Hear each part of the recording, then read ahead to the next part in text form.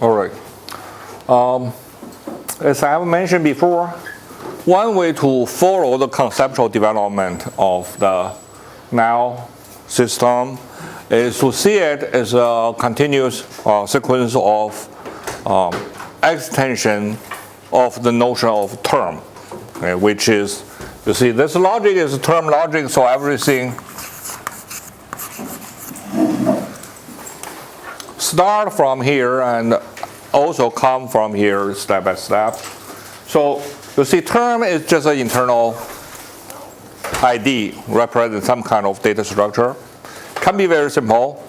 Then we expand it to allow internal structure, which give us compound term. Right?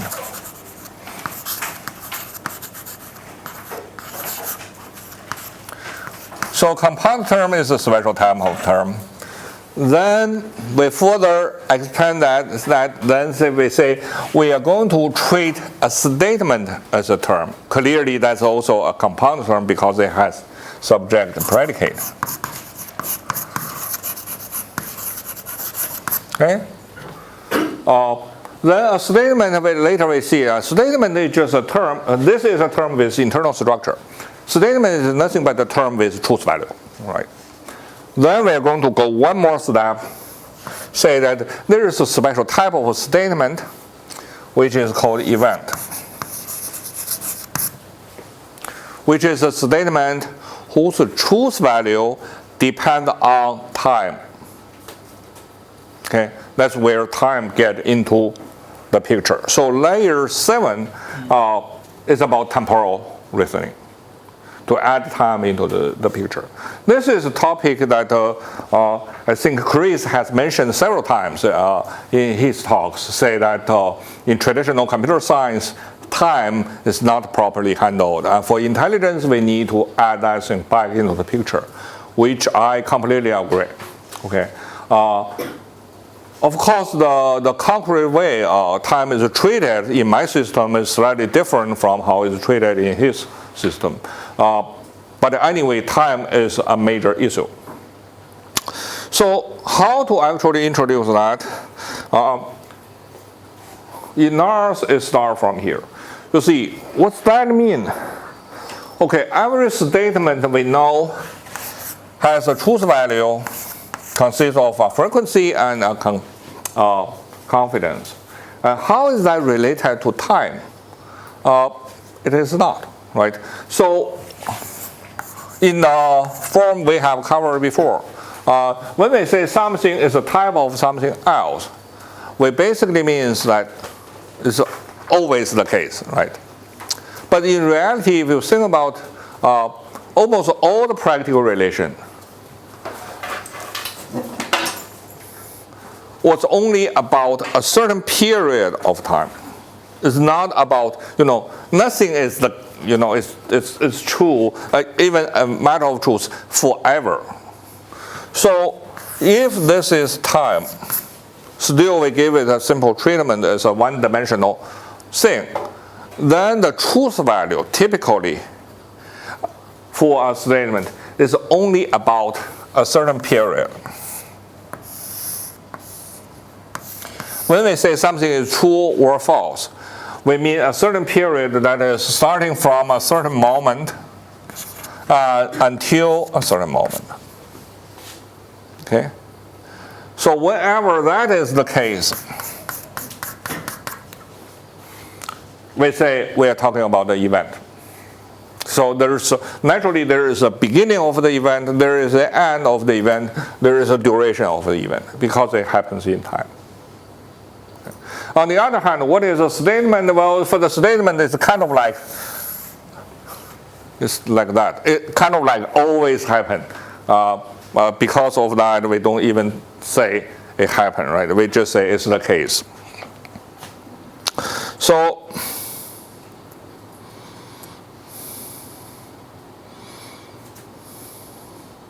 you see, this is the definition. An event is a statement with a time-dependent truth value. So that when you have two numbers attached, you are actually talking about this period. Okay? And this time, and this moment, and this moment is not covered by this truth value at all, because it's beyond the scope in which it is defined. So that's the intuitive idea. So, sounds, I hope, pretty simple and straightforward. For example, even like the statement like this, okay, the Earth revolves around the sun. Well, it's not always true. Before the Earth was formed, of course, it's not true. But does that mean that everything is an event, so that you should not really talk about statement at all? At least for me, that's not the case. It's not because theoretically there is something which is always true. No. It's because what? It's because we don't care. Okay?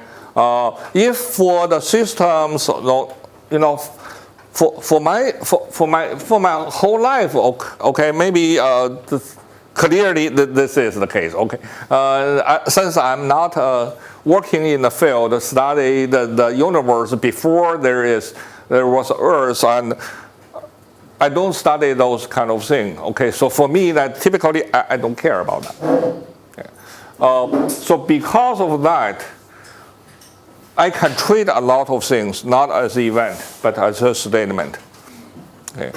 Simply, again, it's the same principle. I'm not making any attempt to really describe the world as it is. I just summarize my experience as far as I need to make those distinctions. Okay. So because of this, the majority of those beliefs in my mind, and also probably in AGI's mind, are still kind of like time-free. It's just because there is no need to mention it. It's just for something that you do have to clearly say, distinguish this scenario and this scenario. And then you will have to say, you know, it's just after a certain moment a certain relation happens, and before that there is no such a relation. Then you will have to treat that as an event. Okay? So you see again another example. Beijing is the capital of China. Is that a statement or an event? Well, again, it depends on the context. Okay? If you buy a tour book, it will just describe that as if it is always the case. Of course, if you know a little bit of history, you know that's clearly not always the case. Okay? But we're not talking about, before that moment. So you don't have to mention it's an event.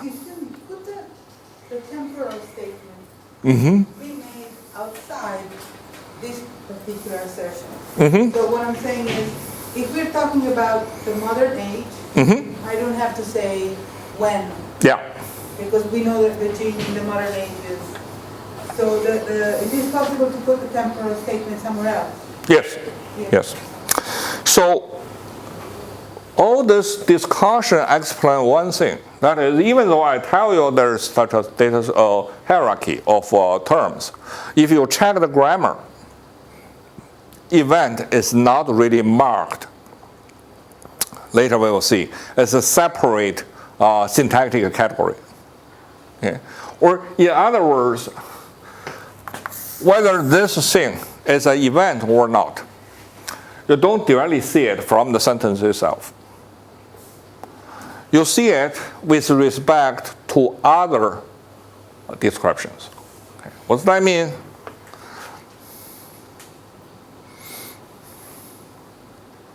You see that in level 7, I'm going to introduce two temporal relationships, which indicate, for example, if E1 and E2 are both events, okay, then I introduce roughly speaking, if you see each of them as a point in this time dimension, you'll see there are only 3 possibilities, right? And this is E1. E2 can either be here or here or here, roughly speaking. Okay? So it can be before E2, it can be after E2 or can be at the same moment. I will use when, okay, to indicate at the same time, roughly speaking. Also, you see before and after is actually the same relation in a different direction. Okay. So temporally speaking, there are only two temporal relations which are fundamental or basic in this context. So see here the definition. There are two basic temporal relations between two events. Before, I don't want to mention after because after is just the opposite, and when. Okay, they have some properties. Clearly, they're very basic. So when we say E1 happens before E2, here you'll see this will be a quantitative relationship. Okay, because if you just say that, you didn't mention anything about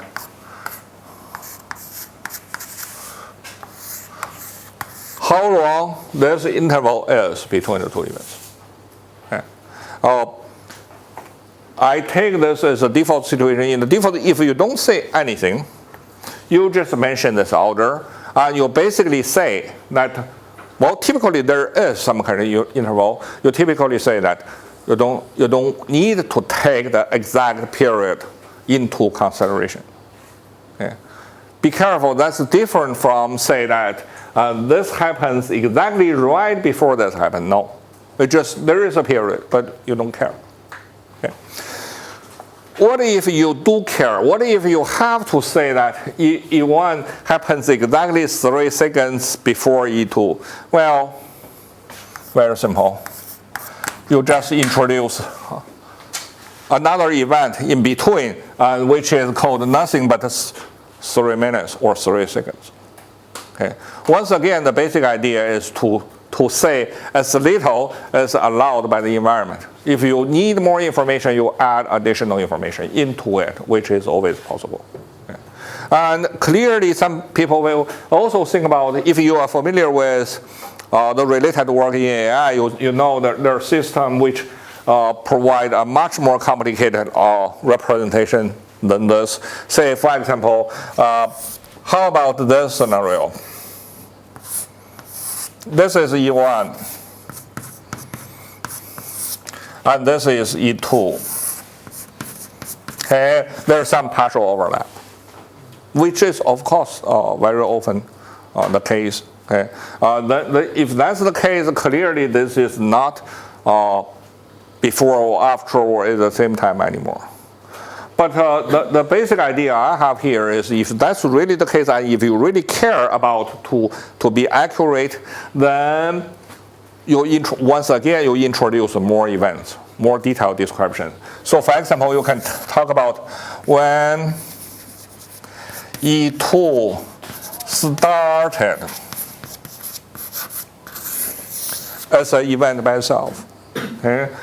Which will be something roughly here, and then you can say when E2 started, E1 hasn't ended yet, right? So you're talking about the temporal relation between this event and this event, which is the ending of E1. Okay. So whenever necessary, you can always cut an event into a smaller and smaller and smaller piece, and talk about how they're ordered in terms of temporal relation. So what I do not want to do, which is also an obvious choice, is to introduce some universal clock, then measure everyone against that. Okay, that's another possible solution where many AI system is using. Okay, for example, why not just say this one start in say 2 p.m. this until 3:14, and the other, you just give that. The problem about that approach is, for a special purpose system, it's usually good. For a general purpose system, you see the unit of your measurement is always an issue. For some problem,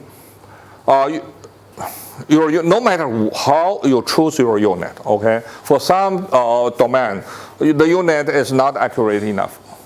It's too rough. for some other domain, it's too accurate. You don't really have the data. For example, just think about, compare about physics and history. Okay, when you describe a historical event, even if two things actually happened, 20 years before each other, and you basically say they at the same time, blah, blah, blah, blah, blah. Okay. When you describe a physical experiment, 3 seconds, that's a long period of time between two events. So instead of providing a uniform representation, a uniform measurement here, I would just use a completely relative way to talk about before and after, and at the same time. How would be represented a concept of reside in this system? For example, we want to represent cooking of an egg. Mm-hmm. We need to boil. We need to have an egg, put it in the water, boil the water, put the egg in it, and wait for 5 minutes. Yeah, of course you can do that. You can say that these are the events, each of the steps. Then you can say this whole thing is a bigger event which takes 5 minutes overall. You can say that. Is that what you want to say? Waiting. Mm-hmm. That we make an event of waiting for 5 minutes. Mm-hmm. Yeah. Yeah. Oh. Sorry, I didn't get your question right in the first place. Yeah, waiting itself is a certain event by itself. Just basically say, wait for 5 seconds. That's an event. Even though that literally means you're doing nothing, but that nothing happens in time. Okay. So, yeah, if that's important, you can always say that. If it's not important, you just say, do this, do this, do this, do this, as if they're immediately one after another, even though in reality, of course, there is a time period between. Okay? It just, usually you don't care about that kind of accuracy when you describe a sequence. So, anyone else? So that's the basic idea. Again, I don't want to measure absolute time. I want to measure relative time. But if really necessary, we can still talk about, a certain event happened in a certain day and a certain time. It just the clock time itself can be used as kind of another thing which is just outside there, which you can compare with. Okay, and so that I can compare what happened in my classroom with something happened in a certain clock. So we say roughly at the same time, and that what happened to that clock is the indicator of, the so-called absolute time. So in this way, we can still use some kind of clock or calendar to indicate absolute time. It just is not absolutely necessary for everything in the system. So that is one part of it, of the time measurement. And there is actually a lot of interesting things related to it. You see that if events have time-dependent truth values, then the related terms and concepts will have time-dependent meaning. Okay? Now this change is different from the other meaning change we mentioned before, which basically is caused by the coming of new evidence. Here is coming, the change happens because of the kind of like the nature of the world or the environment itself. Okay? So for example, what this mean? Well, it changed after a couple of years, This is related to some discussion in logic, which we don't have the time to talk about. So that is basically saying that you can talk about the time. Not only that, the system can also live in time. Because the running of the system takes time, right? So what makes things interesting is it needs to have some kind of personal sense of time to make effective reasoning. For example, we know that clearly because time change, some key concept, for example, now, what that mean? It changes from moment to moment. And also what we describe as future events gradually become past events. Okay? So this system takes a very different attitude compared to many traditional temporal logic, which is more like an observer outside history and talking about what's going on in a world which is in time. But the observer itself is outside. But in NARS, clearly the observer itself, NARS, also live in time. Okay? So how to handle that situation?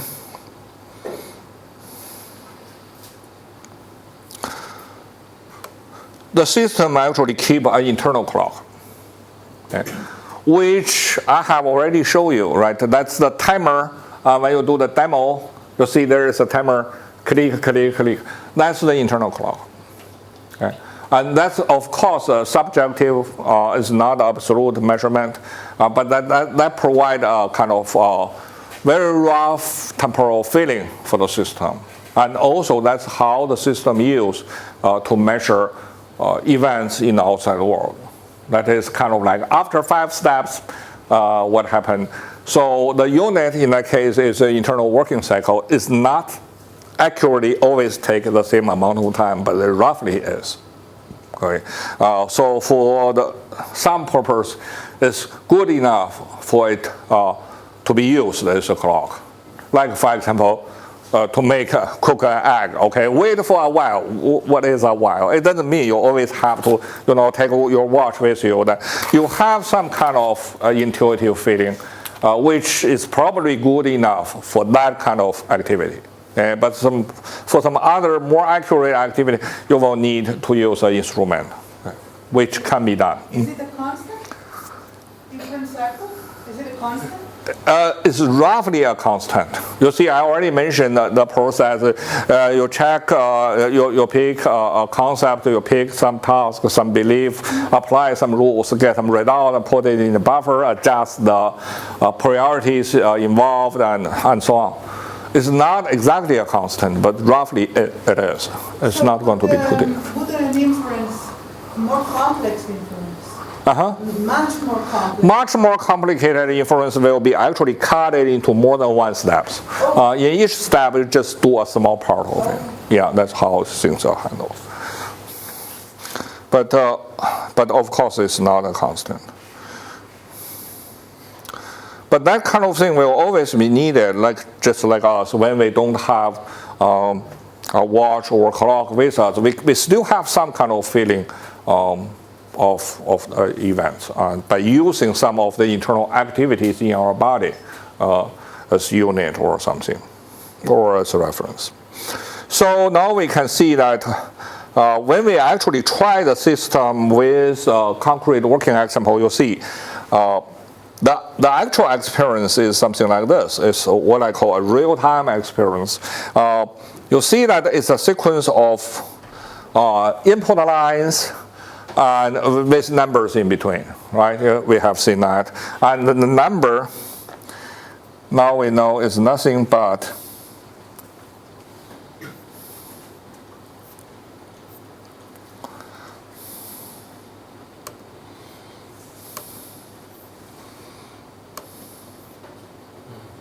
you'll see, that's what I'm talking about, right?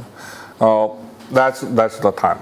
Okay. Wherever there's no numbers to separate two lines, that basically means this two lines happen at the same moment. And then you can put in. I have more complicated example. We have seen that in multiple step cases. Okay. So this is the unit of those measurements as the internal clock. So there is some kind of time sensation. And also, the system is sensitive to that kind of thing. The same thing put into the system at a different moment, the result may be more or less different. Okay. So now also a time to summarize what we mean by experience. So far we have actually covered 3 types of experience in this framework. First, in inheritance logic level 1, we introduce ideal experience, which, if you still remember, it's just the binary inheritance relation, and also they're all provided at the to the system at the same moment, or actually speaking, at the very beginning of the system's life cycle. All of them are there. Okay? And then in layer 1 of now, I tell you the actual experience, now they doesn't come all together, they come from moment to moment, so that incremental revision becomes necessary. Okay? You don't have all the knowledge at the same moment. And now the situation becomes more complicated because not only order matters, the actual timing between each line of input also make a difference. Okay, if that's the case, then what kind of change I need to make in the representational language and also in the inference rules? That's the actual extension I need to make to handle time, right? Another important decision I made is, yeah, there are 2 fundamental temporal relations, but they are not used by itself. They are always used together with some logical relationship we already define in the system, in the terms of copular and term connector. Okay, especially these 3.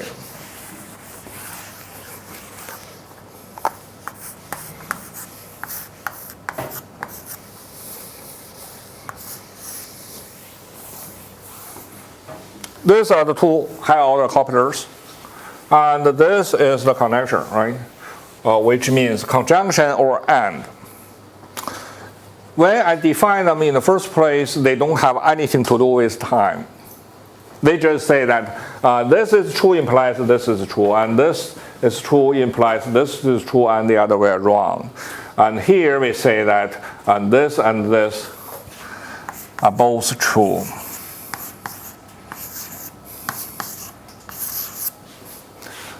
Now I'm going to introduce temporal version of the same thing. You see that, let's start with this one. The intuitive meaning say, okay, both of them are true. But now I can say, not only that, well, they're true at different moments. Okay? You see, I introduce a sequential conjunction and a parallel conjunction using this and this to indicate, you see, this basically means this is true, then this is true. Okay? For this one, I say this is true and this is true at the same time. Okay?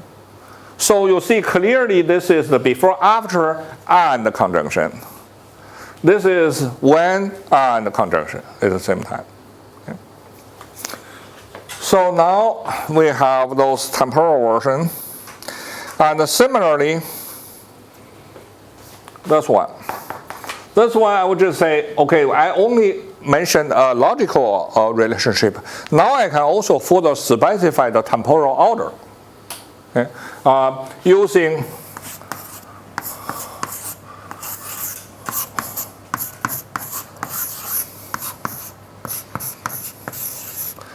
this, and this. As you can guess what that means, right? This means this is true, and it also implies that after that, this is true. This means this implies that, and also it means implies that they happen at the same time. And that's why I go backwards, right?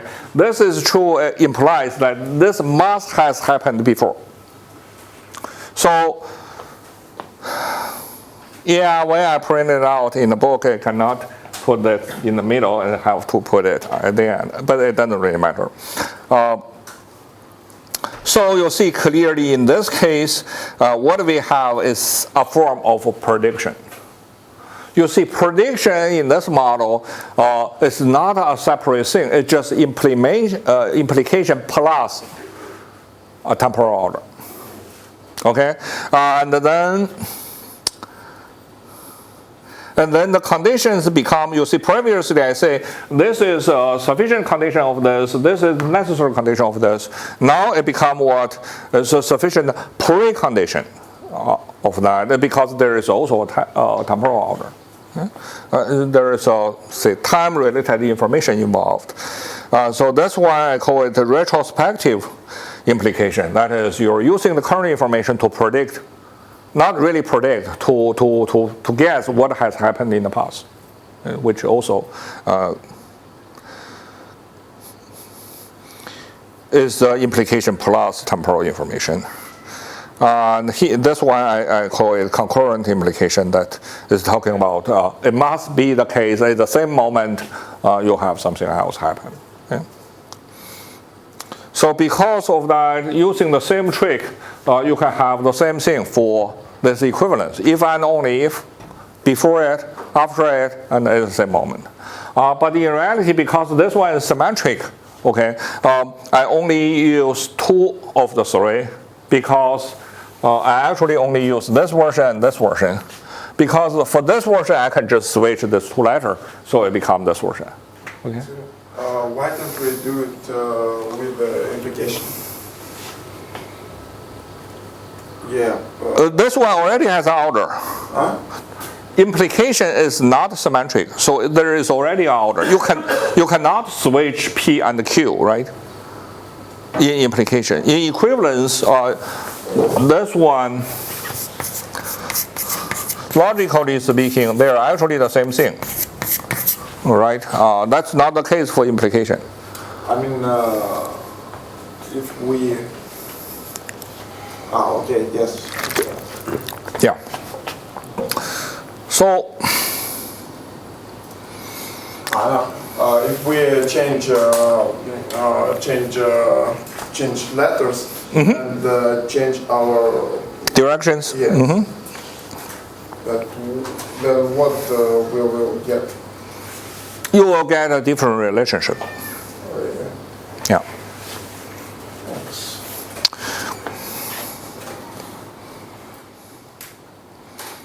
So, and then a twist of that. Once again, I'm playing the trick I showed you before. That is, this can be represented as this. If I take this to mean whatever I have as evidence. Yeah. Similarly, if now this S is an event, okay, I'm taking all the evidence I have at the current moment, and also I treat that as an event. Then I can talk about these 3 implications, and also that will carry out the information about the time. Okay? So not only I'm talking about the likelihood or the level of confidential support, also I can project that to a future moment or to a past moment or to the current moment. Okay? That is why I'm using this, the same symbol, to handle tense. Of course, in a very rough way. Okay? So see that if I'm using this symbol, and this symbol, not as a copular, but as some kind of indicator, like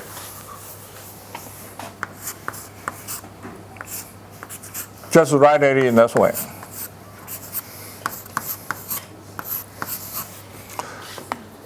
With a truth value. Yeah. Then I'm representing the temporal property of S with respect to the current moment. That is, this means S will happen to this degree. That's my degree of belief about how likely it will happen. This is about the current moment. I think that is the case. That's the present tense. And this is the past tense. This must have been the situation. Okay? So, yeah, this is an example. It rained, it's raining, and it will rain. In the system will be represented like that. And each of them, this rain, subscript 1 is a special event, which is, a concrete raining, okay, which is a special case of rain in general. So I think in this way we can represent a lot of temporal information in a way which is consistent with what we have already built in the system. And also is relatively simple and intuitive, but also still pretty powerful to represent different type of events. Are you able to represent change over time? Yeah. Because of this, you see that I can clearly say for the same event, I can give it a different truth value. For example, I say this is 0, this is 1, so that's the change. Let's say currently it's not the case, but it will happen. Okay? If you want to be more accurate, as I said, you can provide more information, say at 3 p.m. that was the case in the past. And then you basically say this thing happens with another event at the same time. That event is nothing but the time on a certain clock is, say, 4 p.m. So can NARS then turn that into some sort of sentence which says something is changing? Yes. Yes. But change, there are some other things I'm going to mention. It's a tricky thing to be handled, but it can be handled in this way. Two quick questions. First, can we use this methodology to represent the context from another way around? Maybe it reminds more of the fluent, stuff like my classes, those guys. But you add temporal elements naturally. So, but the semantic content looks like fluent, which looks new. Yes, it is. Yeah, there's some approach which looks like this in the past in AI, where it's kind of like for every proposition, okay, you kind of like give it some kind of another argument, each either indicate so-called context or situation, which already implies a temporal order. Okay? That can be combined with this, but I'm not forcing everything to be represented in that form.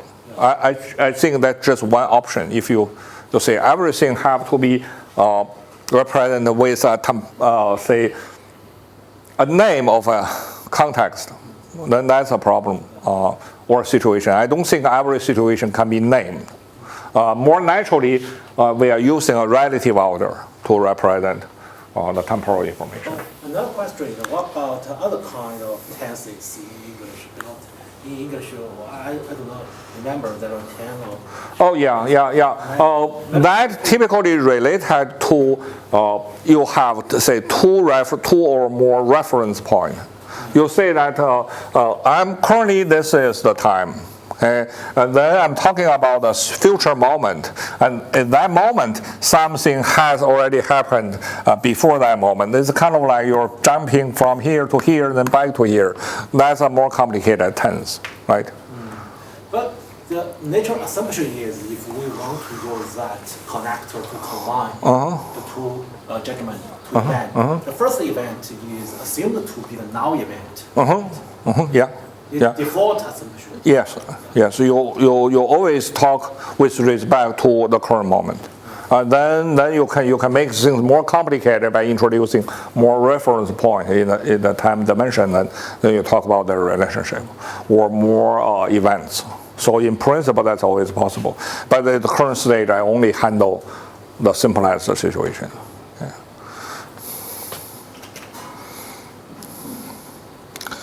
So, yeah, that's the new grammar rule of layer 7. That makes things a little bit more complicated. You'll see that now judgment and question both can have tense. For example, question also can have a temporal property. I'm not asking you for the current situation, I'm asking you something happened in the past. Right? So you should be able to handle that. Also, for statements, you see we use this comma and semicolon to indicate the temporal relationship. And also, you see there are a whole bunch of new copulars. But those copulars are the one that's similar to what I introduced in layer 2. They're not the real thing. They're not really implemented in that way. It's more like conceptual.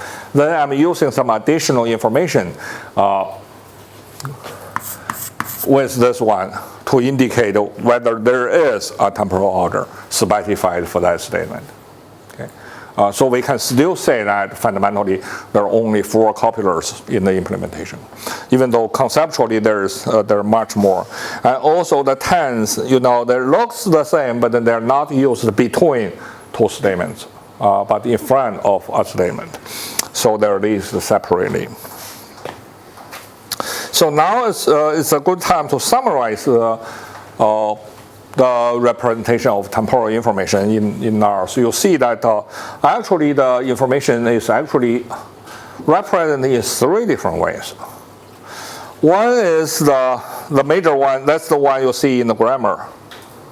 Okay, that's the 2 temporal order combined with the logical copular or connector.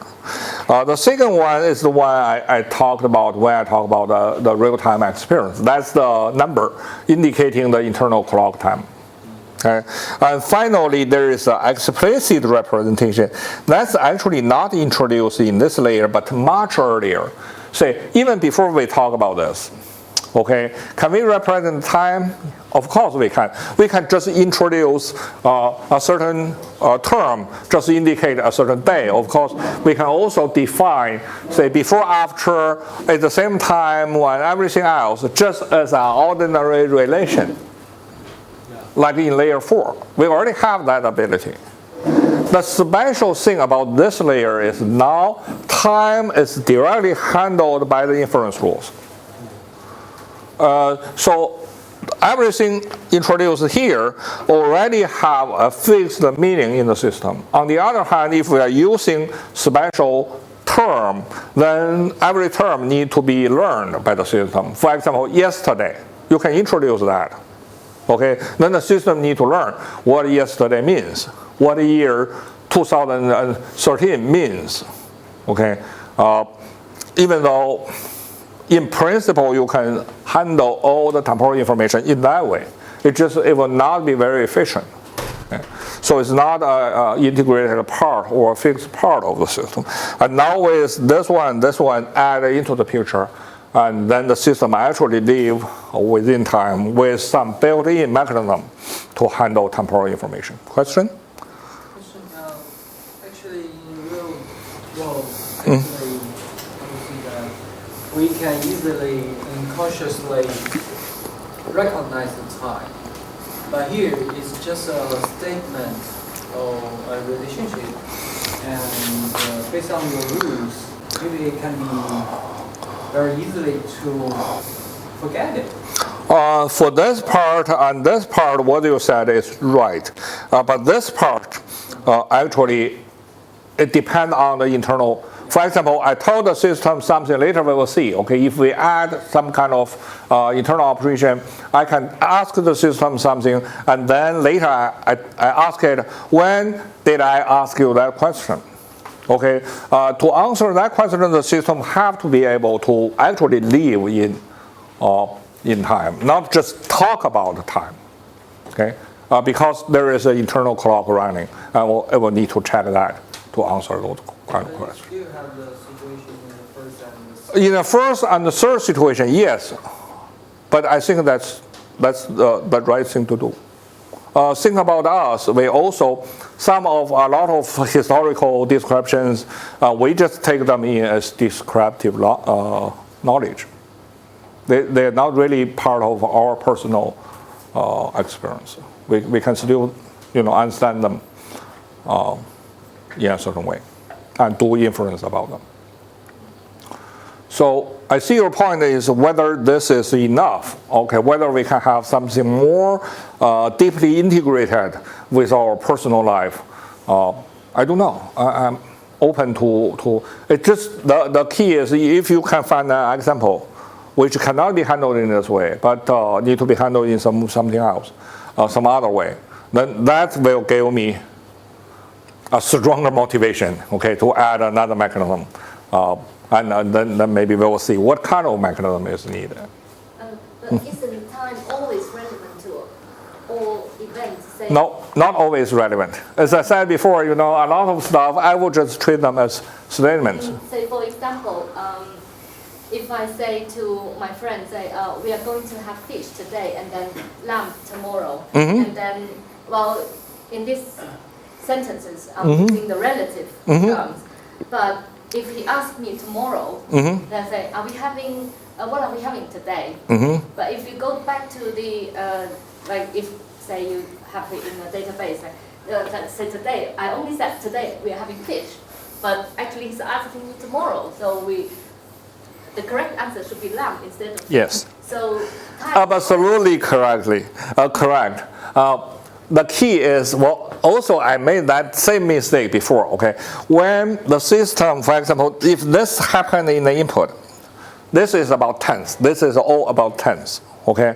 I told you that I'm going to do something, blah, blah, blah, blah, blah. If you really literally remember that in your database, it's not going to work. Because you lost the reference point of the tense, because that we will is with respect to a certain moment. So in the implementation, so this is the language used in the interface. In the implementation, actually when you tell me that, I don't remember the tense. Instead, I remember the current moment. And also I remember that what you suggest is the moment after that moment. So it's still a tense, but I will kind of like put a timestamp on it, say this is the now. Okay? Because the now is different from the now after 3 hours. Oh, okay, I see what you mean. So the relative terms, you will always translate it into the reference time. Yes, you have to. Otherwise, it doesn't make sense anymore.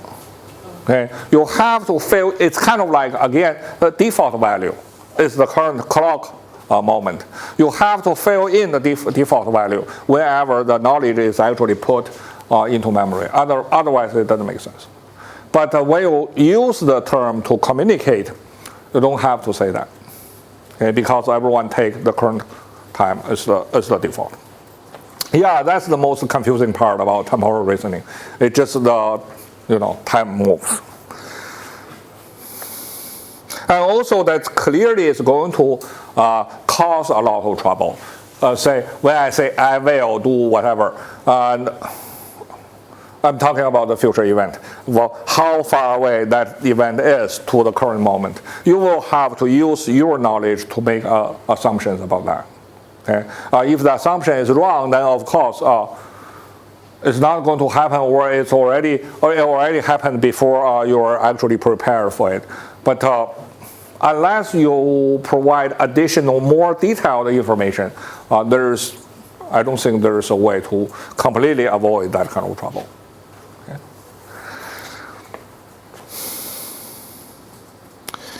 Another thing, which I didn't realize at the very beginning, later I realized is, I think we're going to talk about that now.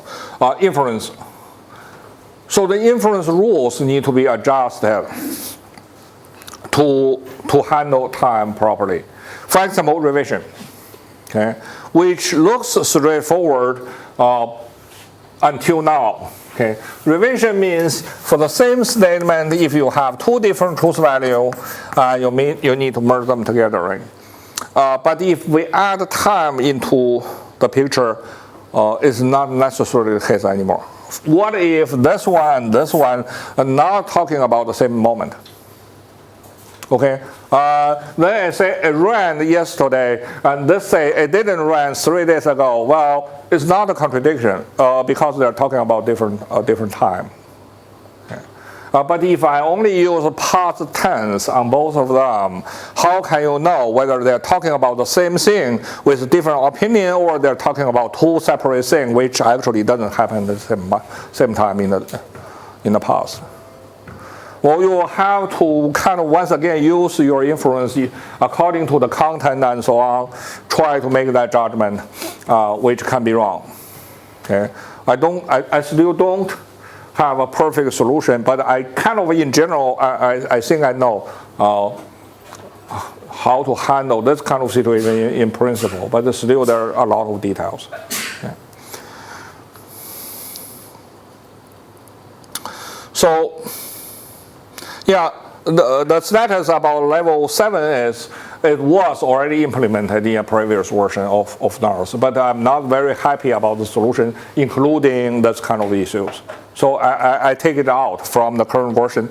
But if you want to take a look at what the previous version can do, once again you can go here. That's the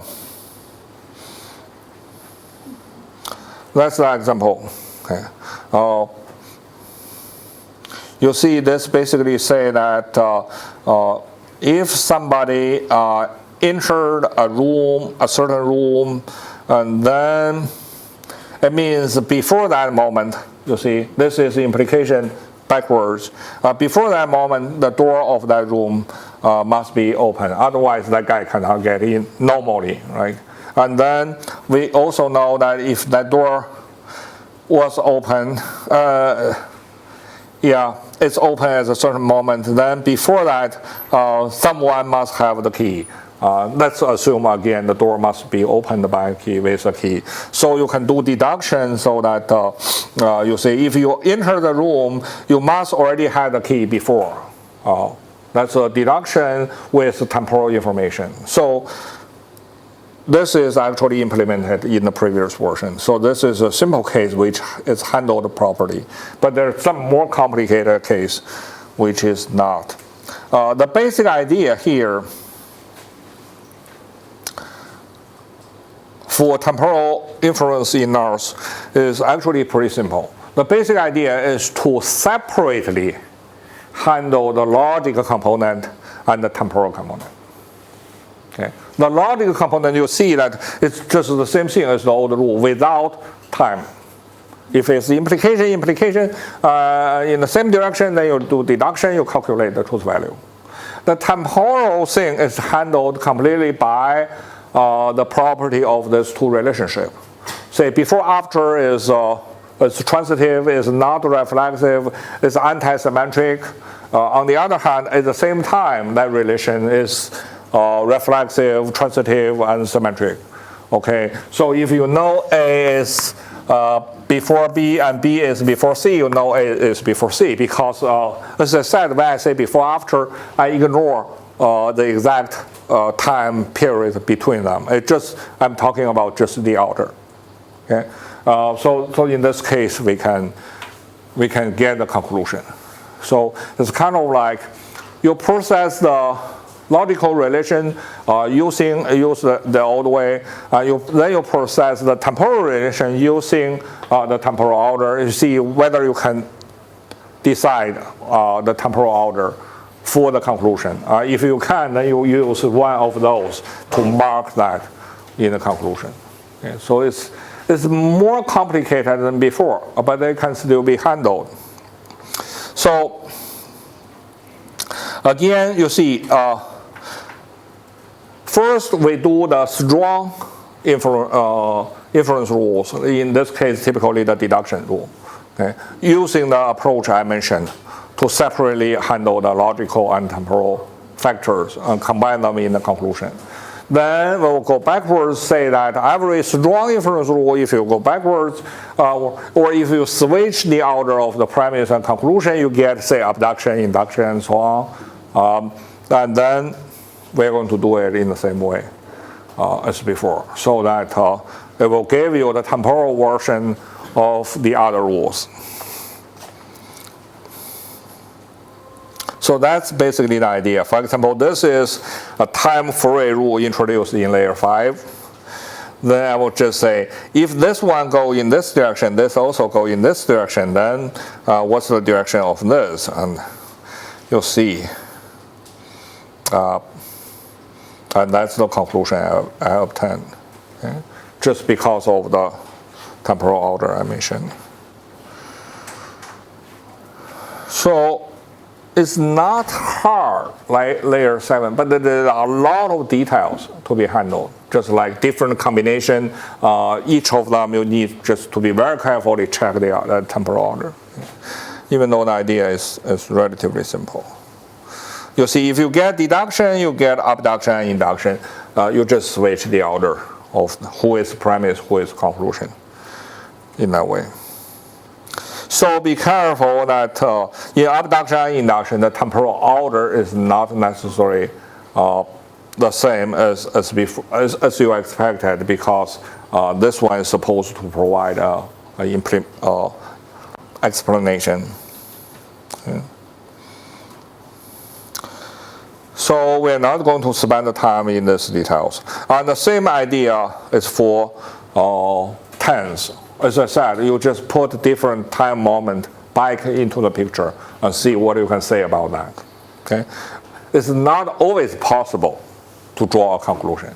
If I say A will happen and B will happen, okay, then I ask you which one will happen first. Of course, you have no idea because the premise doesn't give you enough information. And also, it doesn't tell you they will happen at the same time, even though I just say both of them will happen. Okay?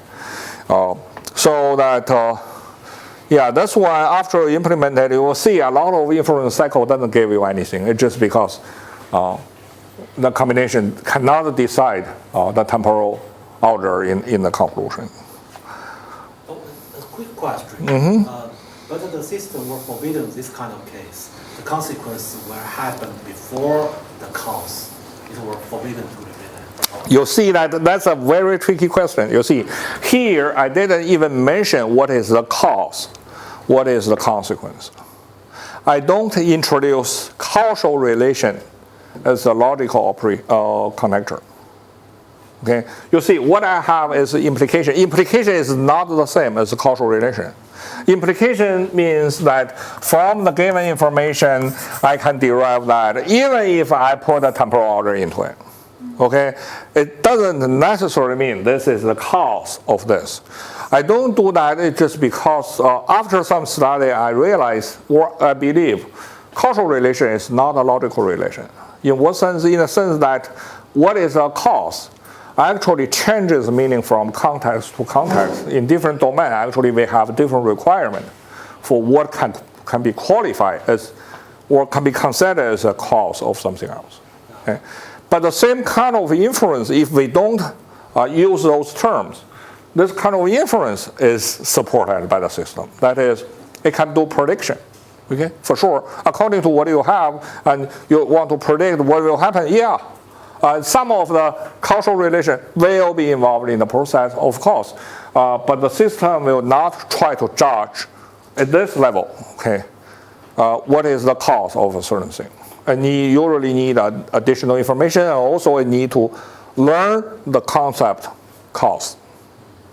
And its usage of that concept will depend on its experience about it. Okay?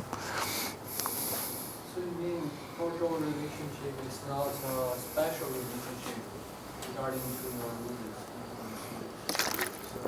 your It is a special relationship, but it's not a special relationship built into the system. The system doesn't born with the knowledge about what is a causation. It needs to learn it. It can learn it in the wrong way. Okay.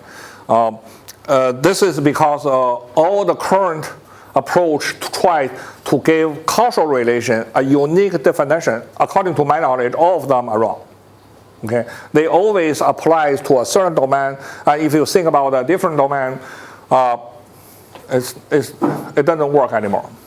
Okay, so my conclusion is there's no universal mechanism which can explain causal relation. It's actually entirely against the Kantian tradition. The Kant believes that the cause-effect category is built-in category. Yes, actually most people in AS do believe that. I haven't seen any candidate which convince me that it can be done. Okay. On the other hand, I think I have a lot of evidence to say that causal relations actually depend on context. For example, what is a cause studied in history, and what is considered as a cause in biology or physics? If you think about them, they're all very different. In some domain, it's actually sufficient condition, it will be taken as a cause. In some other domain, it will be sufficient and necessary condition that will be taken as a cause. And in some other domain, cause must be some action of some agent. Otherwise, it's not cause. It's just an enable condition, and so on. Okay. So what is the cause anyway? Or whether one thing only has one real cause, or can one thing be caused by many different things, that also change from domain to domain. Okay. Depends on who you ask. Okay. So I think there's some reason in it, because causal relation is a concept we develop to predict about the future after all. But in different domains, to predict the future and also to decide what can be controlled when you try to influence the future, that actually change from situation to situation. That lead to the change of the meaning of what is the cause. Okay.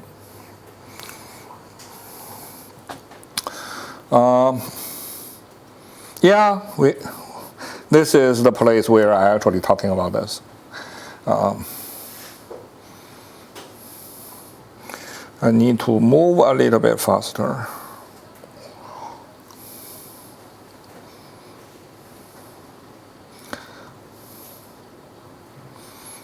Here is another interesting thing is there is a special form of induction which is related to time, which can be used to explain classical or Pavlov conditioning. Okay, you see some event, then you see another event following it.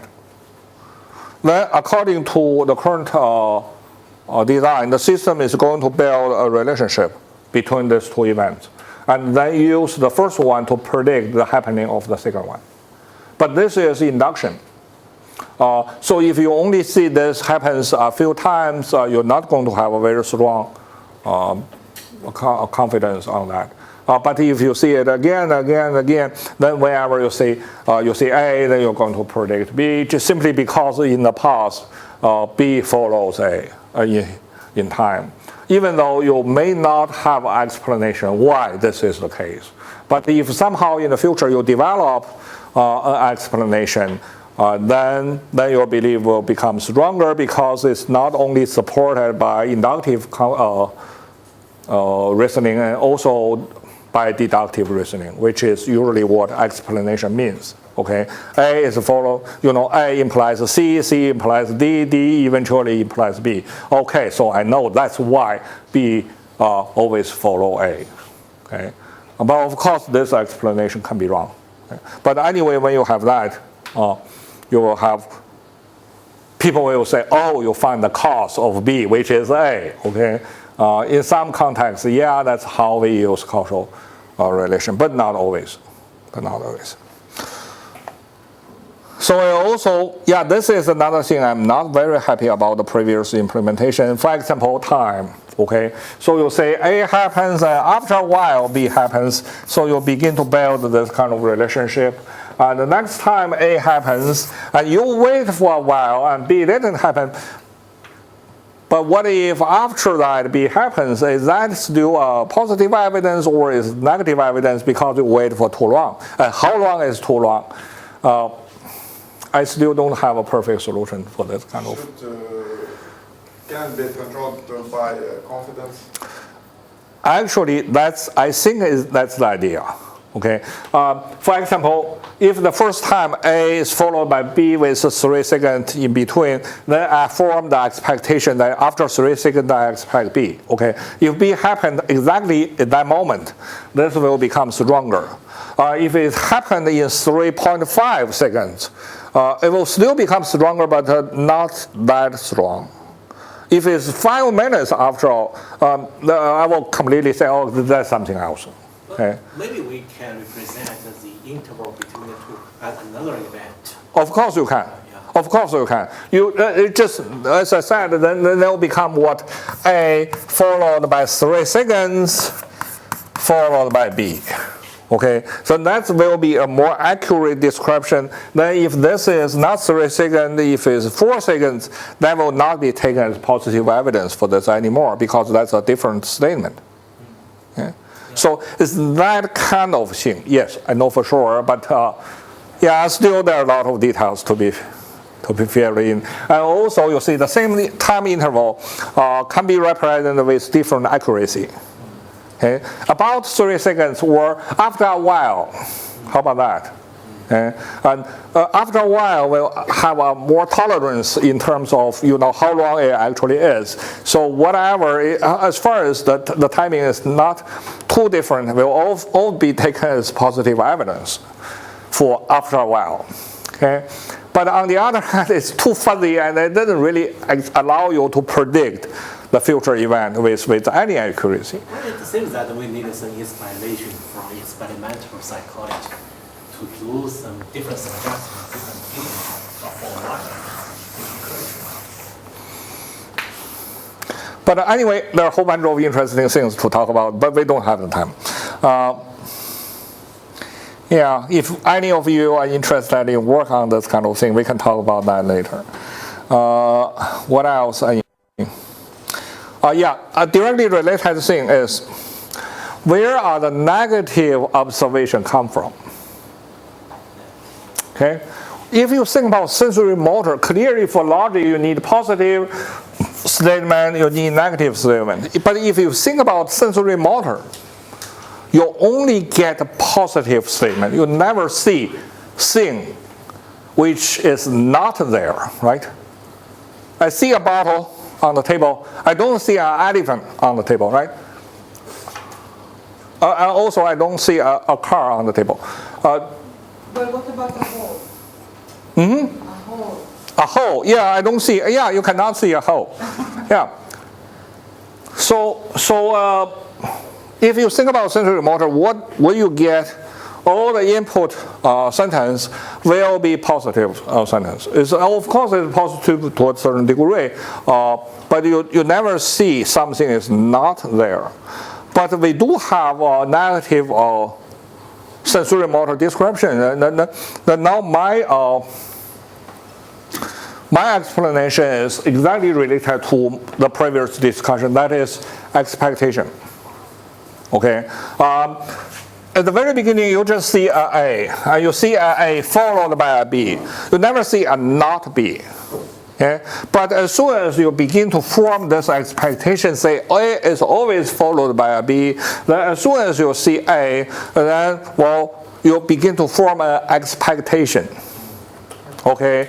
And the negative sentence is nothing but failed expectation. So if I expect B in 3 seconds, but I didn't get a sensory signal to support that, then I say no B.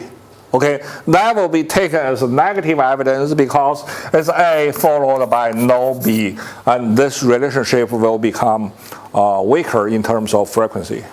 Okay, that is how you lost a conditioning relationship. So. Mm-hmm. Can negative evidence come from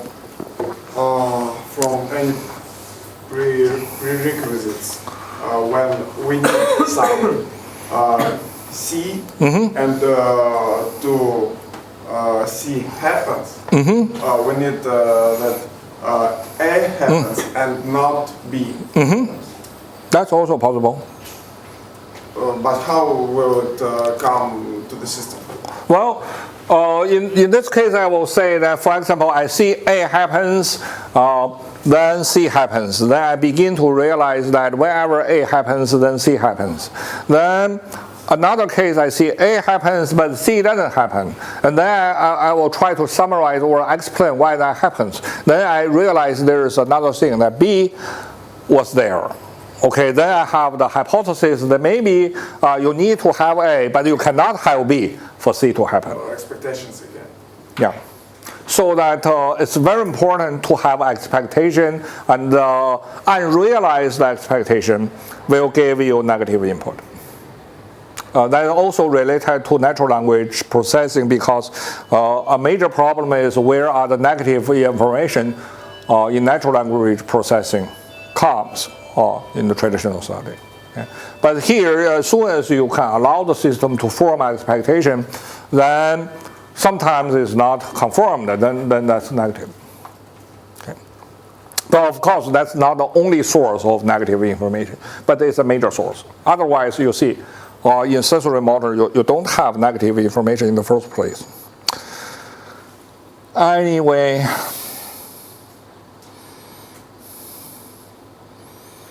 okay, finally, we are here. Layer 8 is one of the most important layers. Okay. Compared to layer 7, this one is much richer, so I should actually spend much more time here. But the layer 7 provides a foundation. In layer 8, you see, I leave this here because we are still working on this hierarchy. In layer 8, we are going to introduce two special types of events, which are not subset of each other, okay? Which are operations and goals.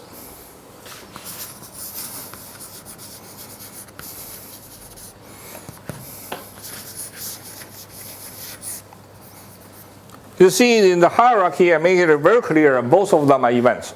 That is, both of them related to time. Okay? First, what is an operation? An operation in NARS is an event that the system can actualize. That is, you see, an event either happen or not happen, right? If it's an event, if the system can make it happen, then logically speaking, it's an operation. Okay? For example, you drink the water, to me it's an event. That's something happened in a certain period of time. Okay? But I drink the water is not just an event, it's an operation. I can do it. Okay? I can do it based on my own choice. Okay? So that's why it's put here. So also within the system, you see, it's true when the corresponding procedure or program or command is executed or issued by the system itself. So clearly, this is about what we traditionally call procedural knowledge. And also, you see, until layer 1, what we handle is traditionally called declarative knowledge. You're talking about some relationship out there. And then events are episodic knowledge, which happens in time. And also sometimes like a sequence and so on. And now we're talking about procedure knowledge, which is something you know how to do. Okay? All those things are related to each other, but they're not the same thing. Okay? So the meaning, once again, the meaning of our operation is not only revealed by how it's related to the other term, just like everything else, but also by what happens in the environment after that operation is executed or carried out. Okay? So you'll see clearly when I'm doing this, I'm changing the world a little bit. Okay? So, but still I can handle it from a pure logical point of view.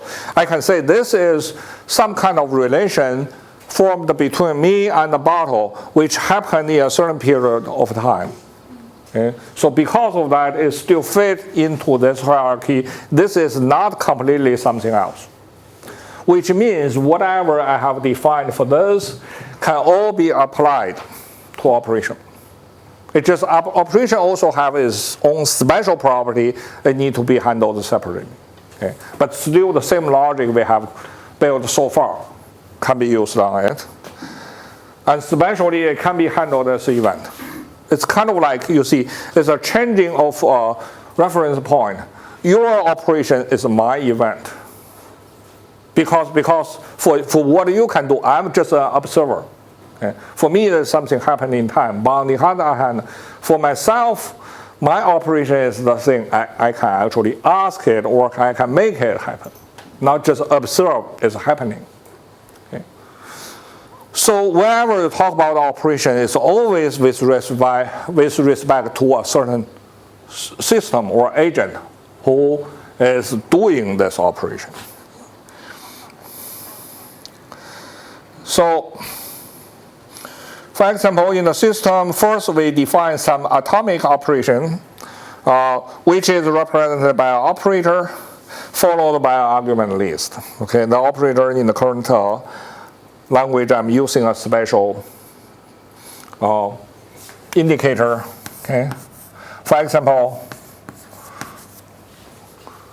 there is an open operation, which means that whenever I do that, something will happen. Okay, I use a name for it, and followed by argument list. So you'll see that I'm using this format currently. It's kind of like very similar to a functional programming language like this, right? You have an operator followed by arguments, because logically it's the same thing.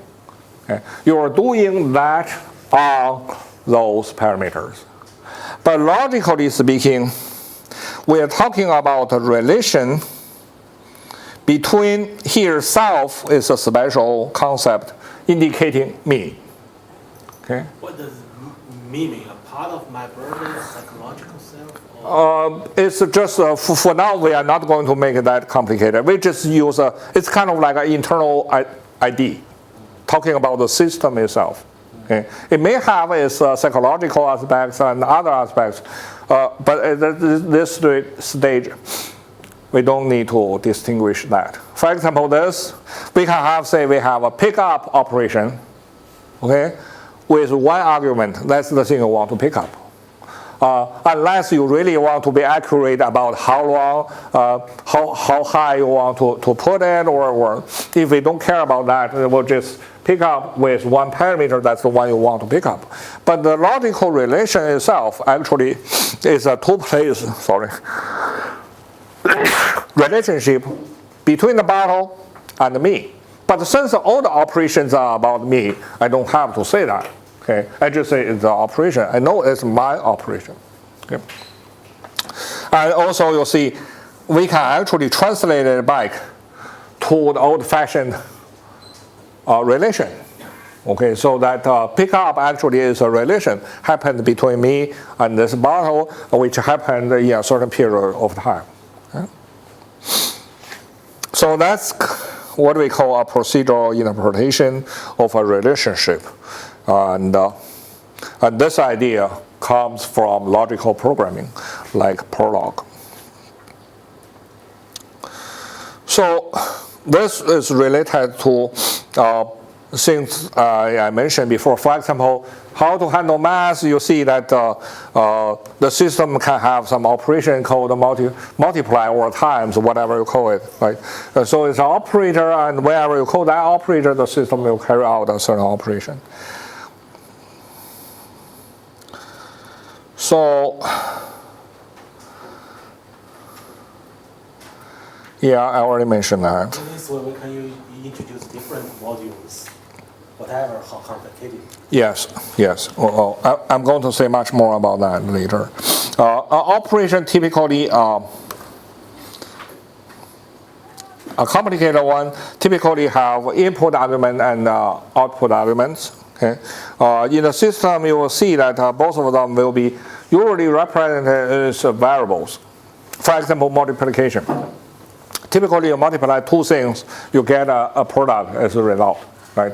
So in the system, the two input will be independent variable, meaning that it can be anything. The output will be dependent variable. It depends on the two things you give it. Okay? It's just like this. And what actually happened is these two numbers get multiplied. So in the system, we can really represent multiplication as a relation among three things. Okay, so in today's notation, I'm going to write something like this.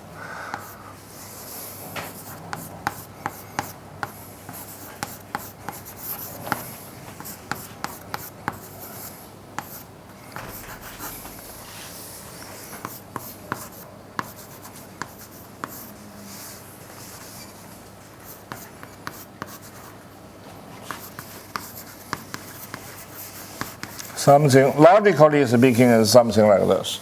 Okay? It's actually a relation. But the way you handle it is an operation within the system, and then you call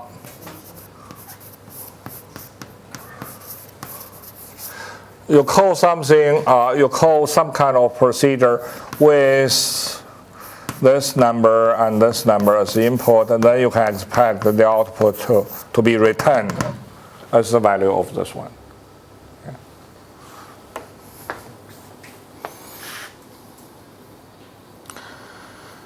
So, more complicated situation is every operation, our knowledge about our operation typically is represented by its precondition and consequence. Without that, it's kind of like something you can do, but you have no idea when you want to do it, you don't really know why you want to do it, okay? For operation by itself. So to provide that kind of information, you will need to have, you see, precondition, and this comma in this case indicate what I call a sequential conjunction. That is, after the condition is satisfied. So how to read this? After this condition is satisfied, if you execute that certain operation, and after that you're going to see that the consequence become true. And why this pattern is common? Because this pattern is equivalent to this pattern. It's a conditional of conditional. That is, this operation leads to this consequence, but only under the condition that this condition is true. Otherwise, if you do this, if the condition is not there, you don't get the consequence, okay? Which is usually the case for every operation. But what is the condition? What is the consequence you see in this model is everything is learned. It's not built in. Okay? But what is the operation need to be decided at the very beginning. It's kind of like you have a system which is equipped at the very beginning with some possible operations, like you can control part of your body and you can do some movement. Okay? But as a baby, you may have no idea and what condition you should do what and what will happen after that. That's the part that you learn gradually, okay, from your lifetime experience.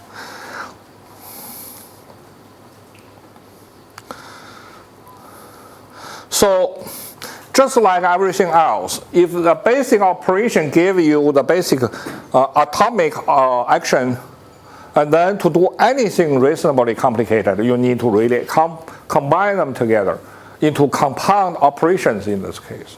How to make compound operation? Well, in this case, there are three major ways to do it. One is to use this sequential operator, this comma.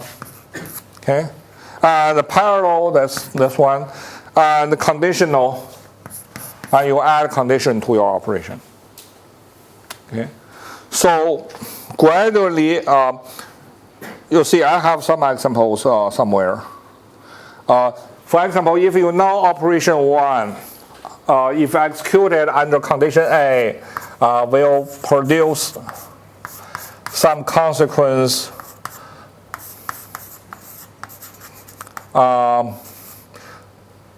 you want, okay? But currently condition A is not the case, is not true at all. And then you want to think about what operation make condition A true. And you see there is operation 2, and then which if you execute that, and then you get condition A. So then that will basically suggest to do this, then to do that. That will give you a certain result. And in the future, if it's really successful, in the future you may begin to use this whole chunk as a single operation to think about. That's how gradually we learn a skill. Okay, we don't always go back to the fundamental operations. We learn a sequence of operations, then later we will take that as one unit, and we build on that to build more and more and more and more complicated operation sequence. But it can still be taken as a unit. And by the way, this is self-programming. Okay, the basic operations are the instructions. And these three are nothing but control structure. Okay? And then gradually, if you have a whole sequence, you give it a name, then you have a subroutine. But then you can use a subroutine as an instruction on a higher level. So gradually you build a more complicated operation, which is what we call a program, which consists of nothing but a sequence of basic operations. Okay? So later, after a break, we'll say more about this, but this is basically how the system is going to learn procedural knowledge or skill or how to do planning. They're all related to each other. It's basically the same process. Yeah. So, okay, let's take a break until 3:40.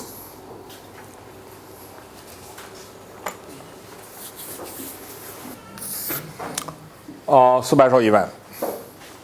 As I said before, event is a relation which is kind of like sometimes true, sometimes false, or true to a different degree. And its truth value change over time. Operation are the event that the system can actually make it true. What is the goal? Well, goal is a very important concept in AI. It's actually defined or handled differently in different systems. In this system, you'll see a goal is something, is an event that the system wanted to be true. Okay? This is something the system can make it true. This is something the system can want it to be true. Later you will see there's some situation where a goal happens to be an operation. But in general, these two are different from each other. Okay? You'll see the operation in a sense is other instructions or basic actions the system can take. And the goal where the system wants to be in a sense. Okay? To realize a goal means to make it true. But in reality, you see, since this one is a sentence or a statement, it cannot be absolutely true because in NARS, nothing can be absolutely true, right? It just what the system wants to make it as true as possible, meaning that it wants the frequency to be 1 and the consequence, the confidence to be as close to 1 as they can. Okay? So that's what the system wants for a given goal. And here I describe its relationship between, for example, traditionally AI, a goal is very often indicated as a state. The system wants to change the world into, which is an approach I don't take because a state typically means a complete description about the environment, which cannot be taken under the assumption of insufficient knowledge and resource. Okay. On the other hand, a statement is a partial description of the environment. It's not talking about everything, it's just talking about the relationship between two nodes. And I want these two nodes have this relationship without talking about what other things I want at the same time. Okay? So each goal in this sense is a partial description about the situation. Then, okay, something the system wanted to be true, but clearly there is also an issue of a matter of degree. Okay? How much does the system want it? So that's where I introduce another value. You'll see it there. Another number called the desire value, which measures intuitively how much the system wants something to be true. And clearly, to make things simple, you don't want another. You see, we already have a whole bunch of numbers, right? We have truth value, we have priority, blah, blah, blah, blah. And now we have desire value. Good news is this is not really something separate from what I have introduced because conceptually I have actually reduced it into truth value in a special way. You see, the desire value of event S is the truth value of the implication statement S implies D, where D is a virtual statement describing the desired state of the system. What does that mean? That sounds a little bit confusing. This is the same trick as I played here.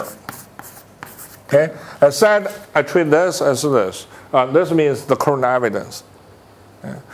Here, similarly, what's the letter I use? The desired value of this thing is handled as the truth value of this sentence.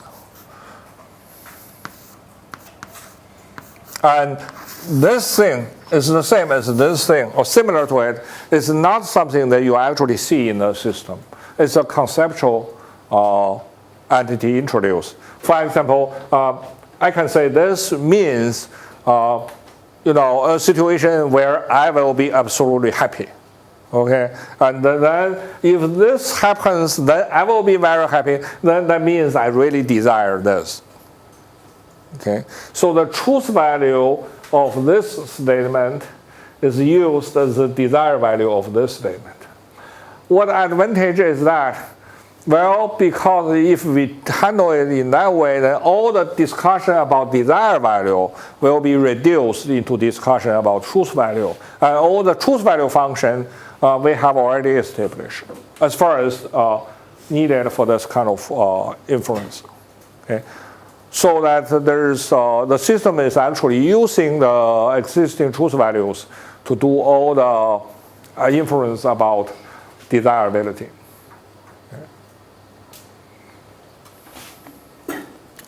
So, for example, if we already know the desired value of this, and we want to know the desired value of another event A, and we know A implies S, okay, then what? Then we are going to, we already have truth value for this one. Then we just take this and this as a premise. By deduction, we get what? We get the truth value of A implies D, right? And which is nothing but the desired value of A by this convention. Okay.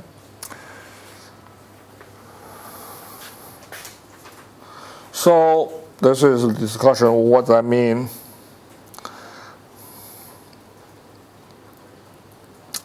And now the problem is, what event will become goals? Clearly, later we'll see that we have, the system actually have a decision-making rule, which basically check for two things. One is whether this event is desired or not. Of course, if it's not desired, the system doesn't turn it into a goal.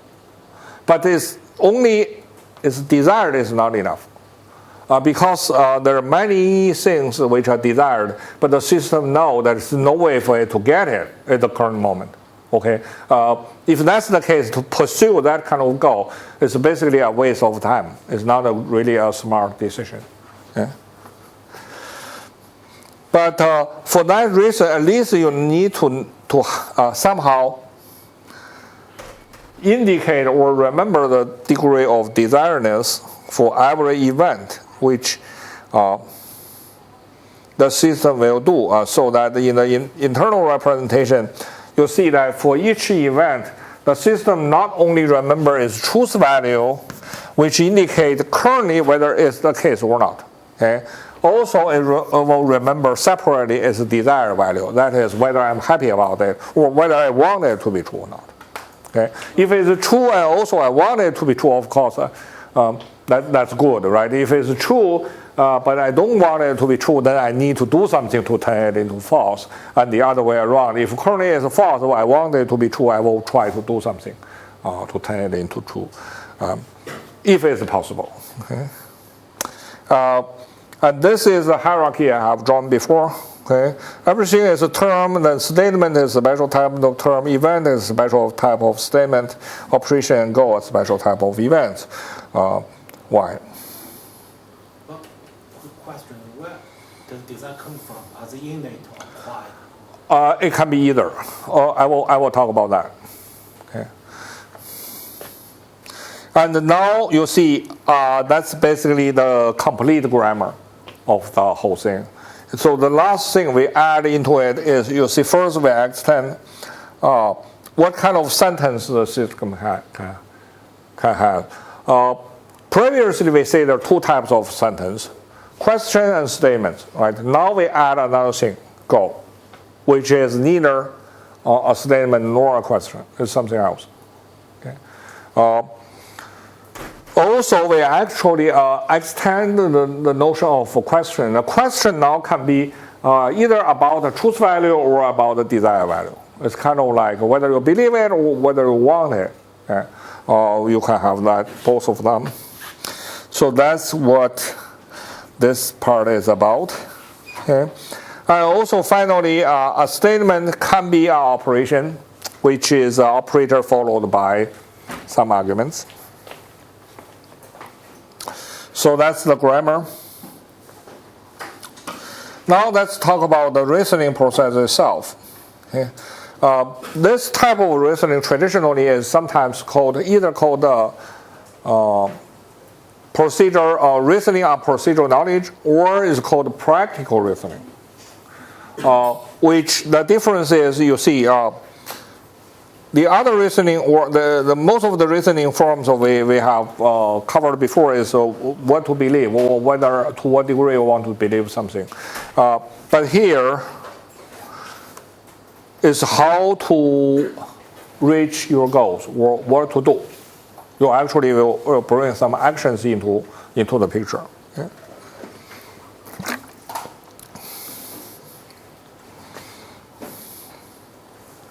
So the nice thing about the current design, once again, is highly integrated or unified because in this hierarchy you see both of them are events, which are statements and so on. So all the previously defined introduced inference rules can be applied to operations and to goals. Okay? And here in this layer we just add some special treatment which only apply to operation or to goal.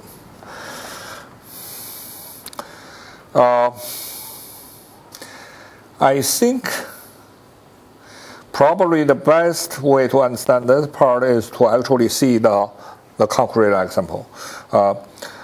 This part, this layer, as I mentioned before, is not in the current demo, but it was implemented before. It just I'm not very happy, as I mentioned, about that implementation. Not this one. But there are still, the code is there. It's version 1.3.3 if you really want to try it. And here are the examples. Let's go through it. Let me explain to you what happens in this situation.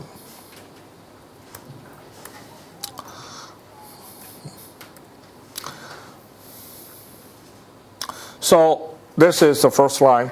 You see, this is the punctuation indicating a goal. Okay, and now this is a statement or a judgment. This is a question. This is a goal.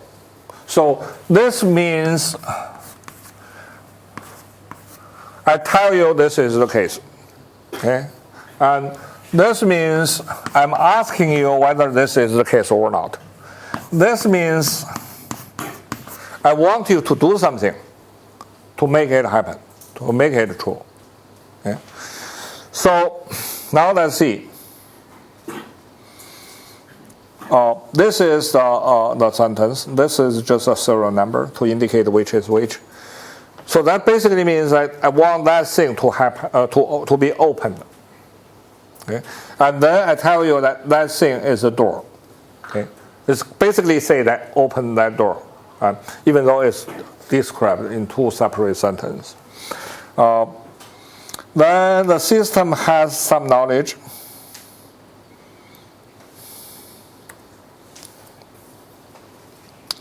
Oh, I didn't mention this.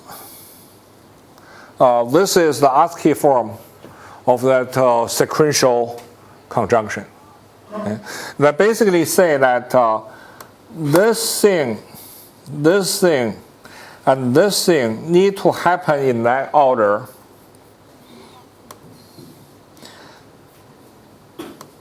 which will predict the happening of the following thing. Let's see the whole sentence, what does that mean?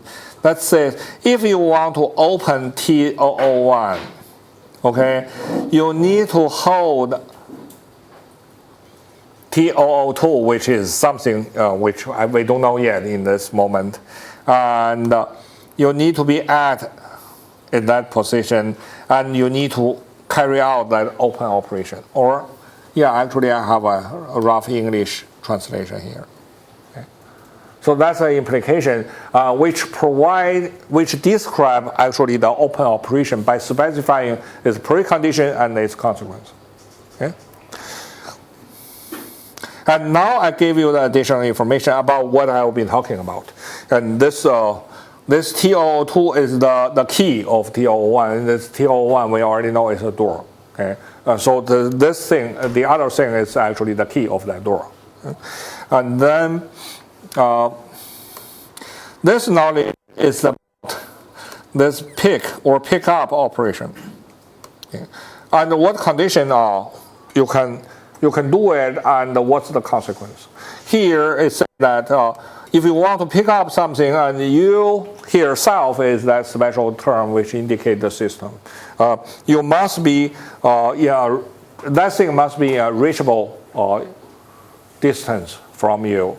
And of course, here it's highly simplified, right? If you really want to control a robot, it needs to be much more detailed compared to what I have here, but this is just give you the basic idea. Okay, so at a certain position, of course, it will not be accurate enough. Or what do we mean by reachable? Here we just assume we can talk that level of accuracy. Sorry, is T001, is it a time? It's an object. The object. Yeah, here I mentioned is actually the door. So because you have an executed operation open at T001. Which means Arrive at, I can understand because it means. yeah, you move yourself physical location. But Yeah. the open at, reached me as a time. Yeah, it's a matter of choice about which word to use. But would it make a difference to the execution? Of course, because here, this condition actually is the location where you want to be. If you want to be at the door, if you want to open the door, you need to move yourself to the door. Okay. Here, the accurate time doesn't really matter. It's just the order. Okay. So again, it's a highly simplified description. And then, yeah, this one we have mentioned. How about this one? This is the parallel conjunction. That means everything mentioned in the following condition needs to happen at the same time. Okay? So that if something is on something, and then, well, let's just read this. If an object is on something which is located at the same place as me, I can reach that object. Okay. Once again, it's approximately speaking. We don't really want to measure distance in detail. Later we'll see how to use that. Then it will make more sense. Then I tell you that this T002, well, this is just an internal ID of some external object. Okay, this T002, which we already mentioned, is the key. It's on T003, which we will mention separately later, that is a disk.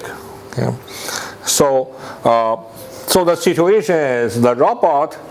The simulated robot or the assumed robot need to open a door, and that door need to be opened with a key. The key is a certain disk. Let's see if that's the given information, that what the system, this reasoning system, can do, even though it doesn't really move anything, but it can kind of like simulate the situation, okay, roughly.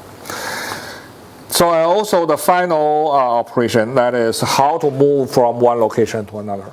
Okay, so if you go to a certain place, then after that you will be at that place. Here again, we are assuming there is nothing block your way and so on. Okay? But again, even if I didn't mention truth value here, everything is taking the default truth value, which means it's true but not absolutely true. Okay? You can have counter evidence. So you'll see that the result in this kind of situation will not be an answer, but a sequence of operations executed by the system. So this is the expected result. That is, the system will need to know it need to execute the go-to operation with this all three as the destination. You want to go there and pick up that, which is a key, then go to a different place where the door is, then use the key to open the door. Okay? So very simple sequence of operations, but we try to use it to show how NARS can do it, just using the inference mechanism we have covered so far. Okay? So that's the description. The actual examples files are here.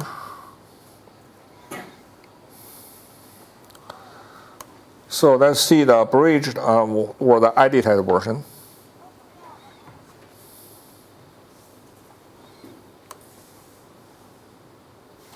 Okay, so that's the given. I already explained to you one by one. Then this is a step-by-step process. Okay, it's pretty long, so I have to go through it quickly. Okay? Basically, the idea is to reduce the goal into the operations which can be executed, so to gradually reach the goal. Okay? So you'll see that we know this is the goal. And we also know that, you'll see, if we actually have all the conditions satisfied, then this goal will be reached. So it's basically saying, if I want to be here, then I'm checking my knowledge to see under what condition I can make that true. Okay? Then the second step will be how to make this condition true. So this is typical backward inference, which is used in many AI systems.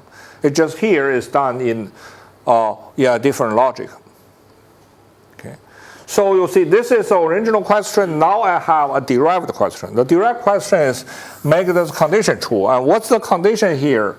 The condition actually is a compound condition, which consists of three things, and also it needs to be satisfied in order. Then, no surprise, if you follow it closely, you'll see the system in this situation, it will be able to identify this is the first sub-goal to be achieved somewhere here. You see, this become identified as the sub-goal. And I want to get the key. Then it will check its knowledge how to get a key, which is provided by this piece of information. Once again, this is the goal you want, and this is the condition you need to satisfy in advance. So once again, it derives a sub-goal, say that how to move myself to a place where the key is reachable. And then you'll see eventually it derives another sub-goal, which is that. And then it will also need to check the condition to see that, you'll see also, if you want it to be reachable, then you need to find where it is, and you need to move yourself to the same location. Okay? I find it's on the disk here. And also, now the goal is to move myself to the disk. To the desk, and here, again, if you want to move yourself to a certain location, then you just execute that go-to operation. And then you'll see this is a key point, where now you have a goal. That goal can be directly realized. Why? Because it's an operation. Operation you can execute by your own choice. Okay? So if that's the case, it's kind of like your backward inference reaches the bottom. Because you can directly achieve that. You see, this is the place.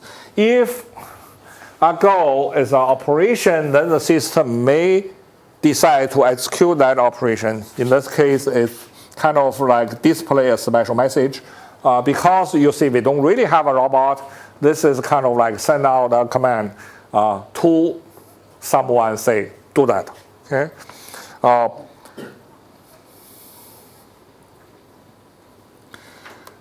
And also within the system, it will form an expectation. Say, whenever I say do that, I should be able to have it done normally. Okay?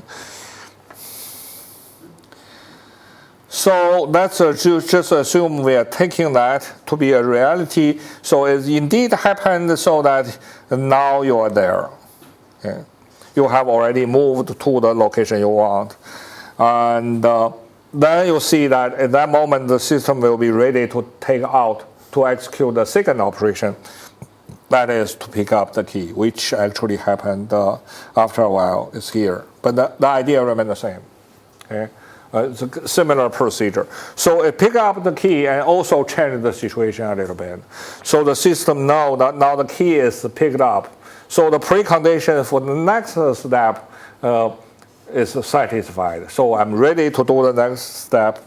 So eventually you'll see that it's going to move itself to the door. Okay. And then, since you want to open the door and you are already there, the only thing need to be done is actually take the open operation here, means to use the key to open the door. And after that is done. Okay. So here, the basic idea is very similar to logic programming. The only difference is here, everything is true to a degree. You need to take that into consideration. Another thing I haven't mentioned, let's see if I have that in the second example, is the system can work in more than one mode. This is not available in traditional logic programming systems. The description actually is here.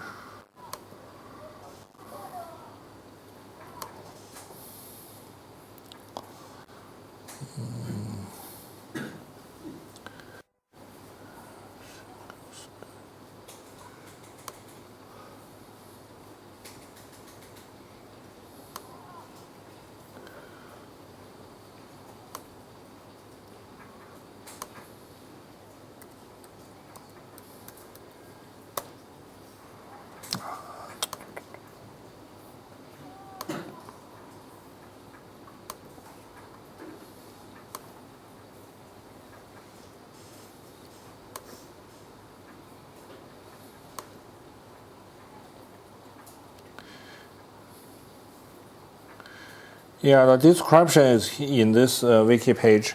In the second example, I show you that in the first example, you'll see what's going on is the system is driven by the goal and begin to kind of move around. And in this process, try to gradually execute the operation eventually to make the final goal achieved.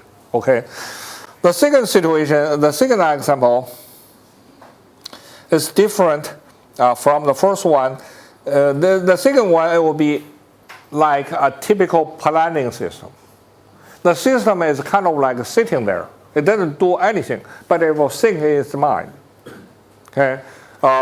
So what if I'm going to do? You see, if I go there, I will be there. Okay.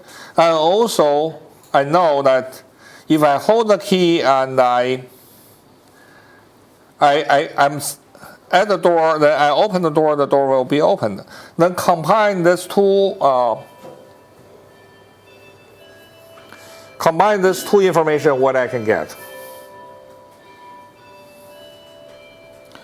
You see, it basically what happens is this part will satisfy this part of the condition. Okay, so by deduction, actually, you will see that the result is if I hold the key and then I will go to the door, then open the door will be open. Okay, here you'll see is doing some kind of simple planning, and I will just directly We don't have the time to do all the detail.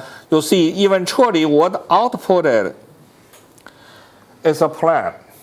That is, the system is not doing any moving, but is thinking about what to do, step number 1, number 2, number 3, and whether that will reach the goal or not.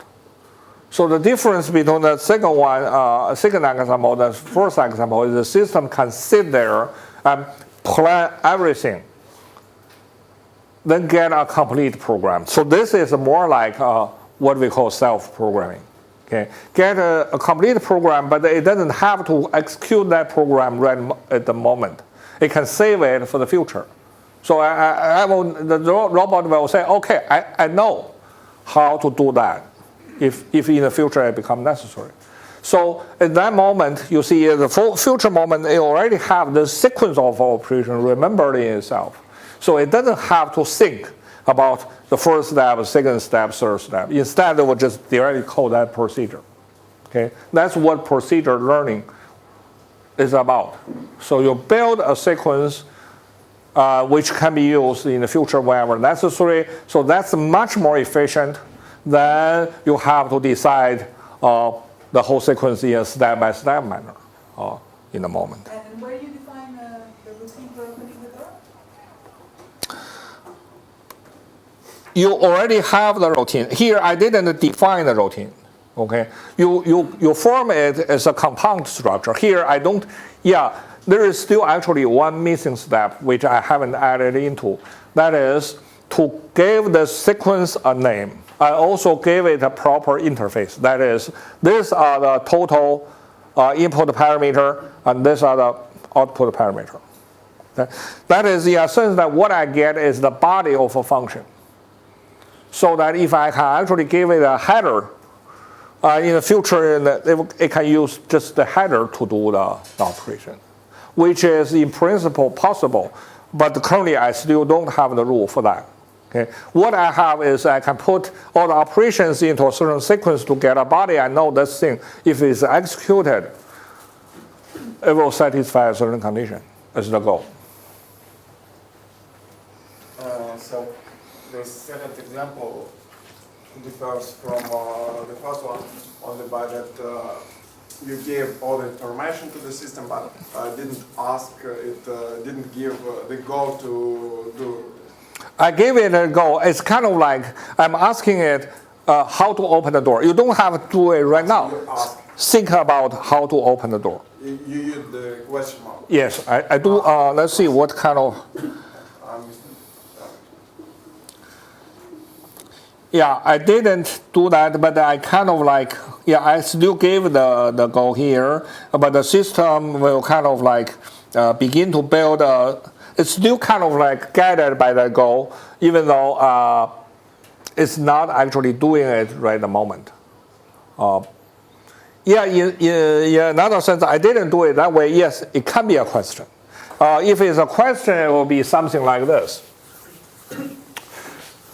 You see, let's say I use G as a statement, as an event. Okay, to do it means this. Right? I'm giving it to the system as a goal. That's what That's we saw in the example number 1. Example number 2 will be this.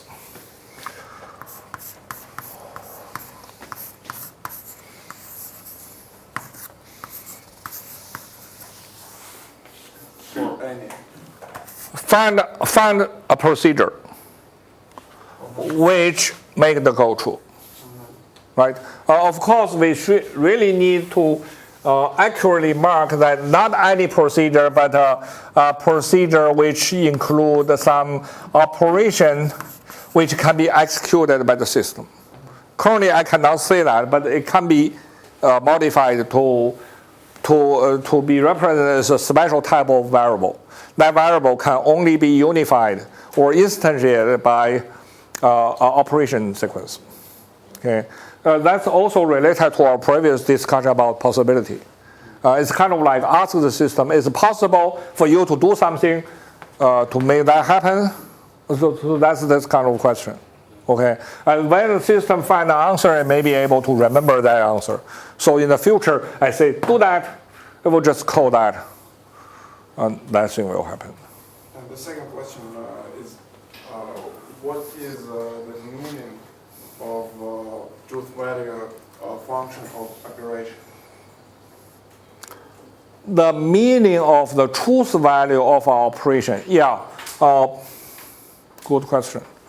The meaning is kind of like to what extent is actually realized. You see, you want to do it, okay, and then maybe after that the relation is still not hold. Well, later we will see. What if a certain operation fails? Then you still have a truth value thing. It's not a binary thing anymore. You can do it, but even after you do it, it's still not completely established. So it indicates how helpful this operation is? Yeah, or how successful that operation is. Yeah, it can happen, but usually, yeah, when you move, you are there, well, of course. But there will be some, I will say in general, it's still meaningful to talk about the truth value of our operation, even though usually you can treat that as a binary thing. Either you do it or you don't. Okay? You don't do half of it. And but you do it, but the situation didn't change. Completely, yeah. Didn't change that way that that system proposed. Yes. Can it be so? Yes. Yes. Let's see if I have that in example 3. I remember I have something there.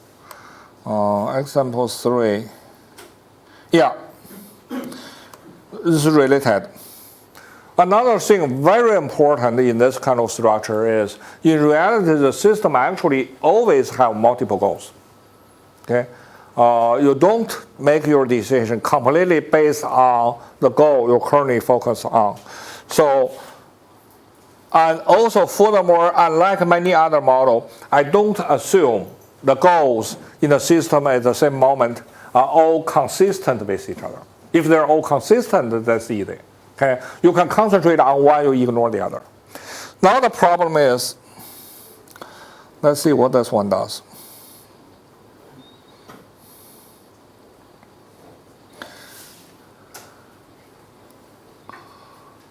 Yeah, we still have kind of like the same information for this part, okay?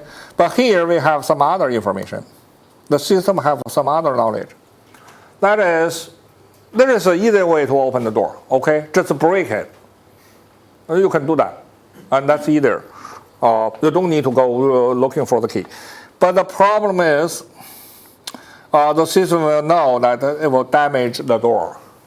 And do not damage the door. It's another goal the system have to give.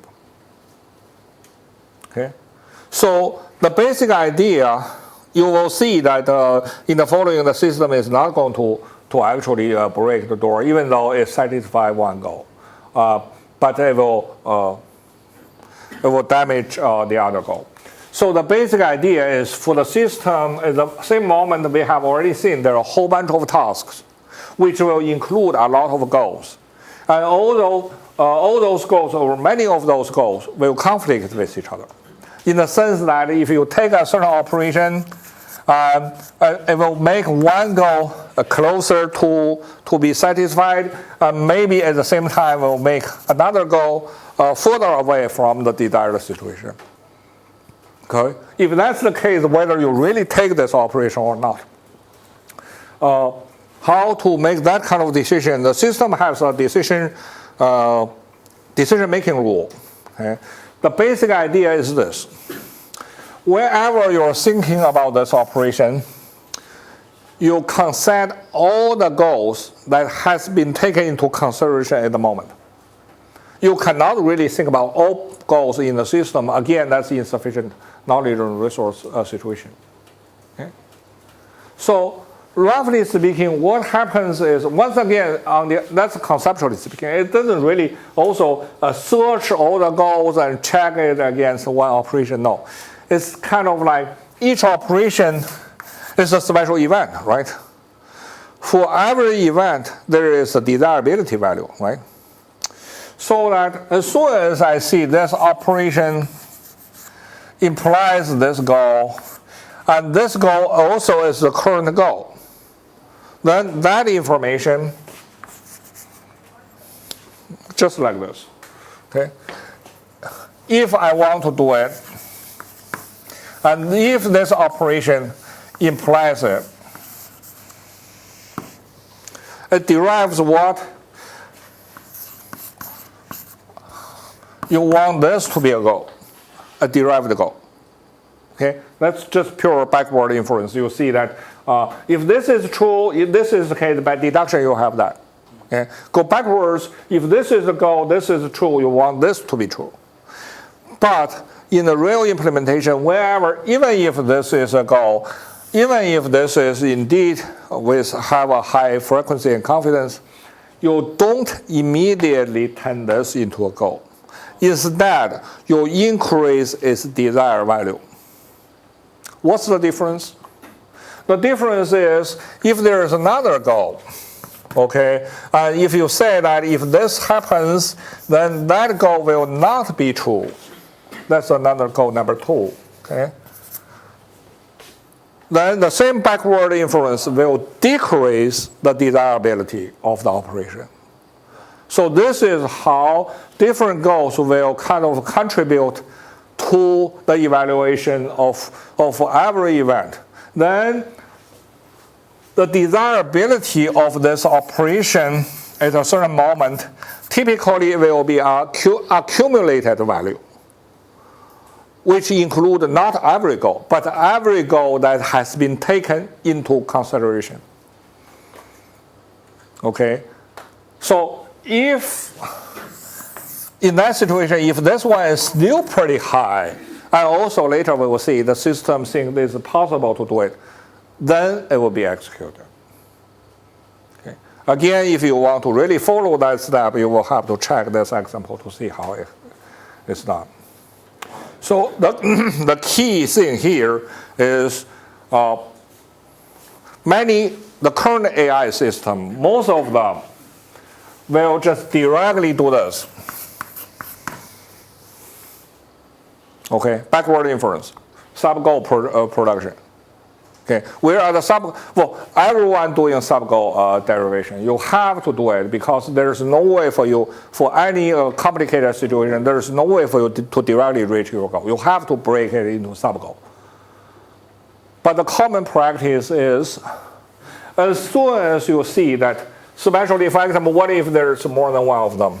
Okay, so you can have a sub-goal number 1, sub-goal number 2, and both of them will imply the original goal. Then most of the system will just turn this into goals and pursue them, and then as a result will satisfy this.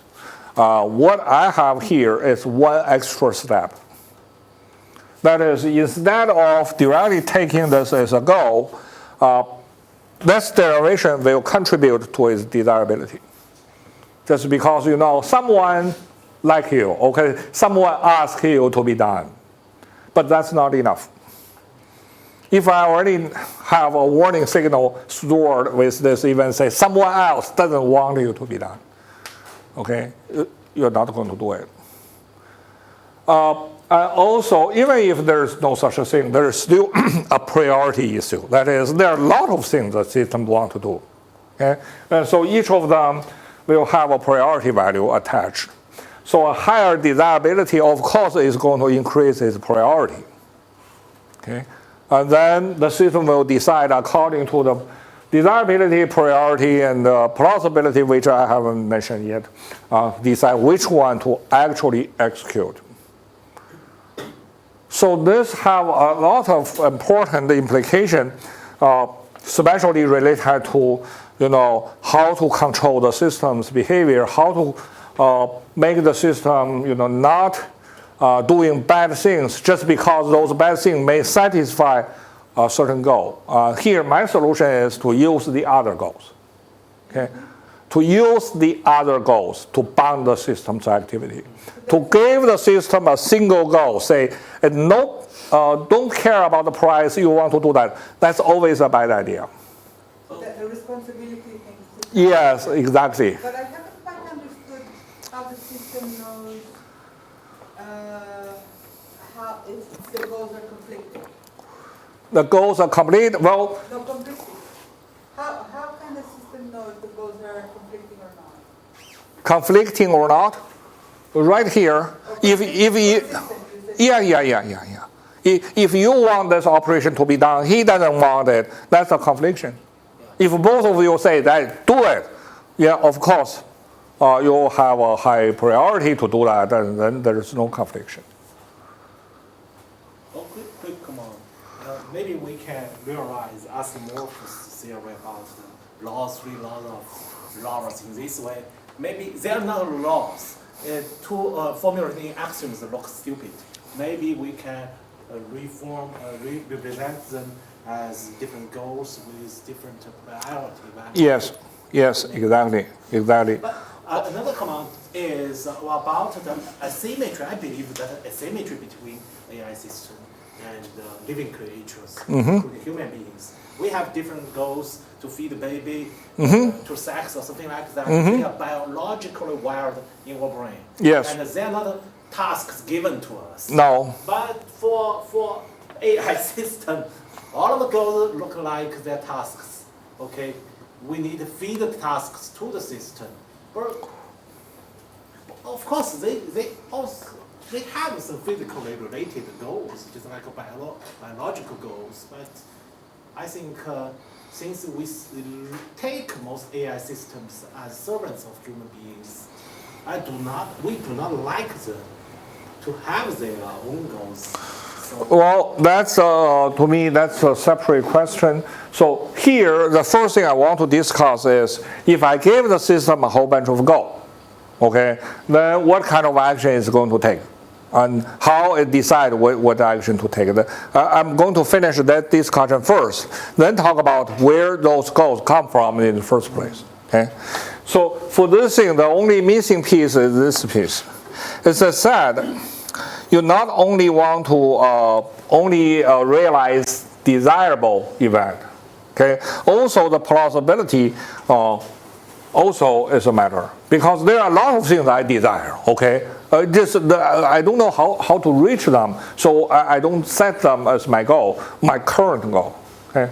So that you also need to do plausibility, but this thing is closely related to what we have just discussed. Okay?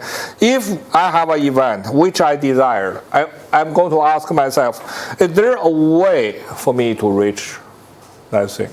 Okay? Even though this thing doesn't need to, not always need a detailed answer in terms of sequence of operations. If I think there is a way, even though I haven't worked out the details, then it makes sense to turn it into a goal. Then actually I work out the detail to reach it. Okay. So that's what I call plausibility of G. That is the truth value of there is a way to do it. So if for those of you who are familiar with decision theory, you can see that this is closely related to that model. Decision theory tell you that what you want to do is pick the operation that give you the highest expected utility, right?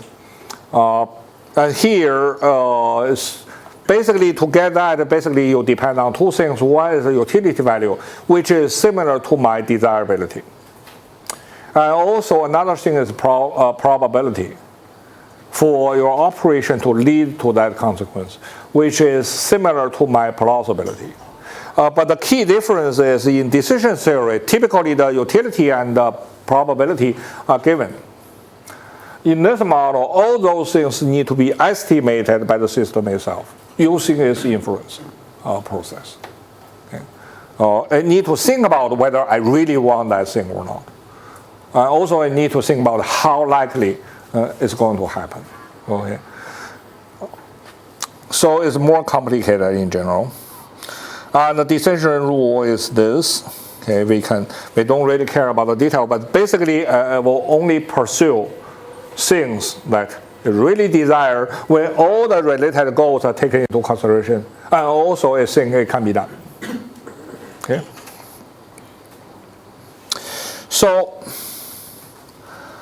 now you see, the goal structure.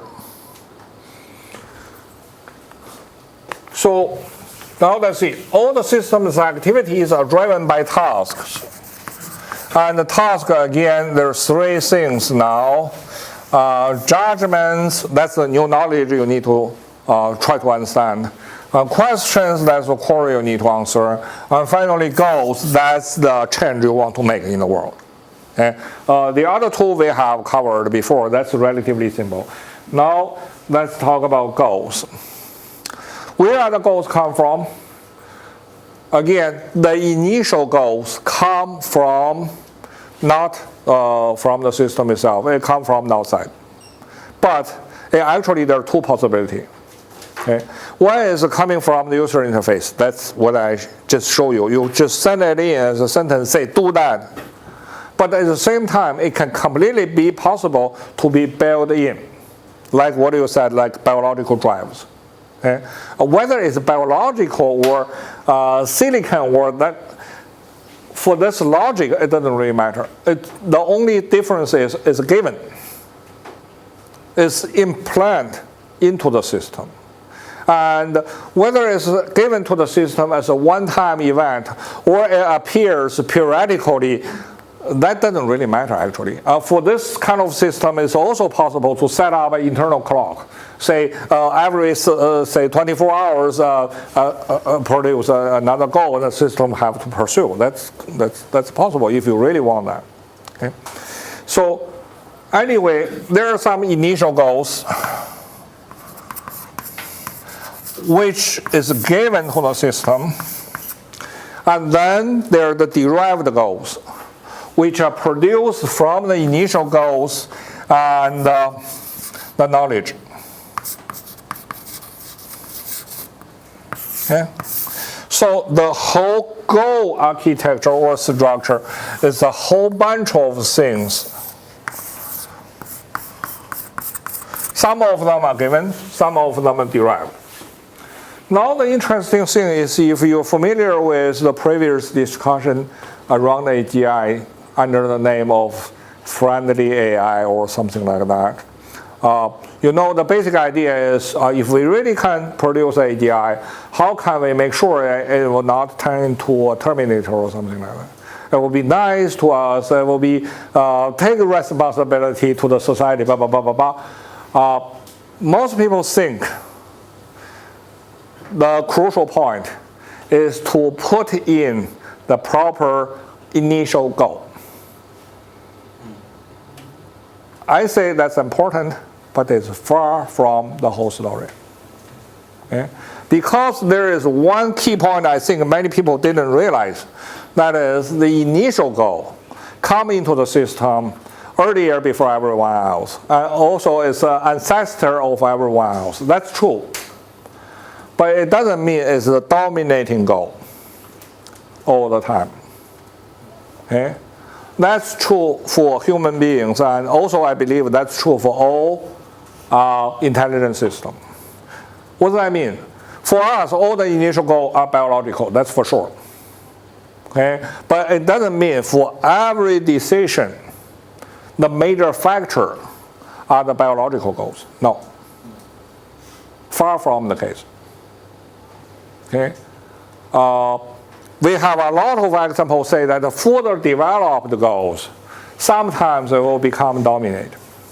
In that case, they can actually rule out the biological goal to a certain degree. Okay? The same thing for AGI, and there is a reason. That is, I have actually some discussion somewhere else to talking about in what situation a derived goal can actually rule out its parent goal. Okay? Say, it's just kind of like, for example, I typically ask some other people why you're interested in AGI. It doesn't really serve your biological goal that well, okay? there's if you want to live better, there is much better career path to take, earn much more money. Okay, why you want to do this? People typically say it's fun, I like it. Okay, that's a typical example where a derived goal become more important than the original goal.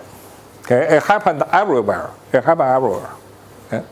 And also for a reason, and for AGI system, it may also happen. So the important thing here, the lesson is, just to set up the initial goal properly doesn't mean you have full control about what the system wants to do. Okay? The second factor is what? Education. Because that's where the derived goal comes from, beside the original goal. Okay? For example, some people may believe the original goal indeed you put into a system is, to achieve the world peace. But then the system gave the AGI the knowledge that one easy way to achieve peace in the whole world is to kill everybody. Okay? Then the initial goal will actually become the root of a whole disaster. So for me, if we really want a friendly AI or some kind of like good AI, the issue actually is not in the design. Another quick question. Mm-hmm. It's talk about fun. We do this just for fun. Mm-hmm. We find that it's sad to do that. Well, we're talking about those psychological verb. What happened in the brain is maybe some very chemical procedure. Okay, but it is something really under the level of propositional procedure. For we'll talk about some feelings, but NARS is basically a logical system that cannot do. Wait for a minute, I'm not there yet. Okay, feeling and emotion. Let me finish sensory motor interface, then we're going to talk about that quickly. I'm running out of time. Anyway, there's a long story about goals. I just want you to know that it's much more complicated than people usually think, and also it's interesting. Okay, then the next step is sensory motor is important clearly, but many people criticize now, say it's just a reasoning box. Okay, it doesn't have any body.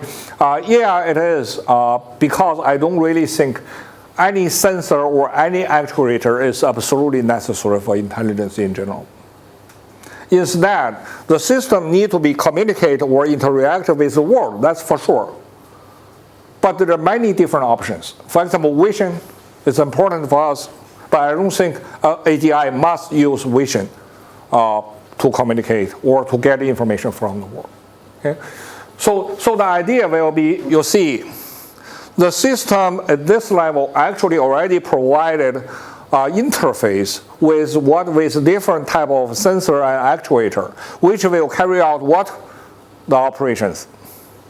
Like what I just used in the previous example. Those pickup operations, those open operations, you see NARS cannot do it.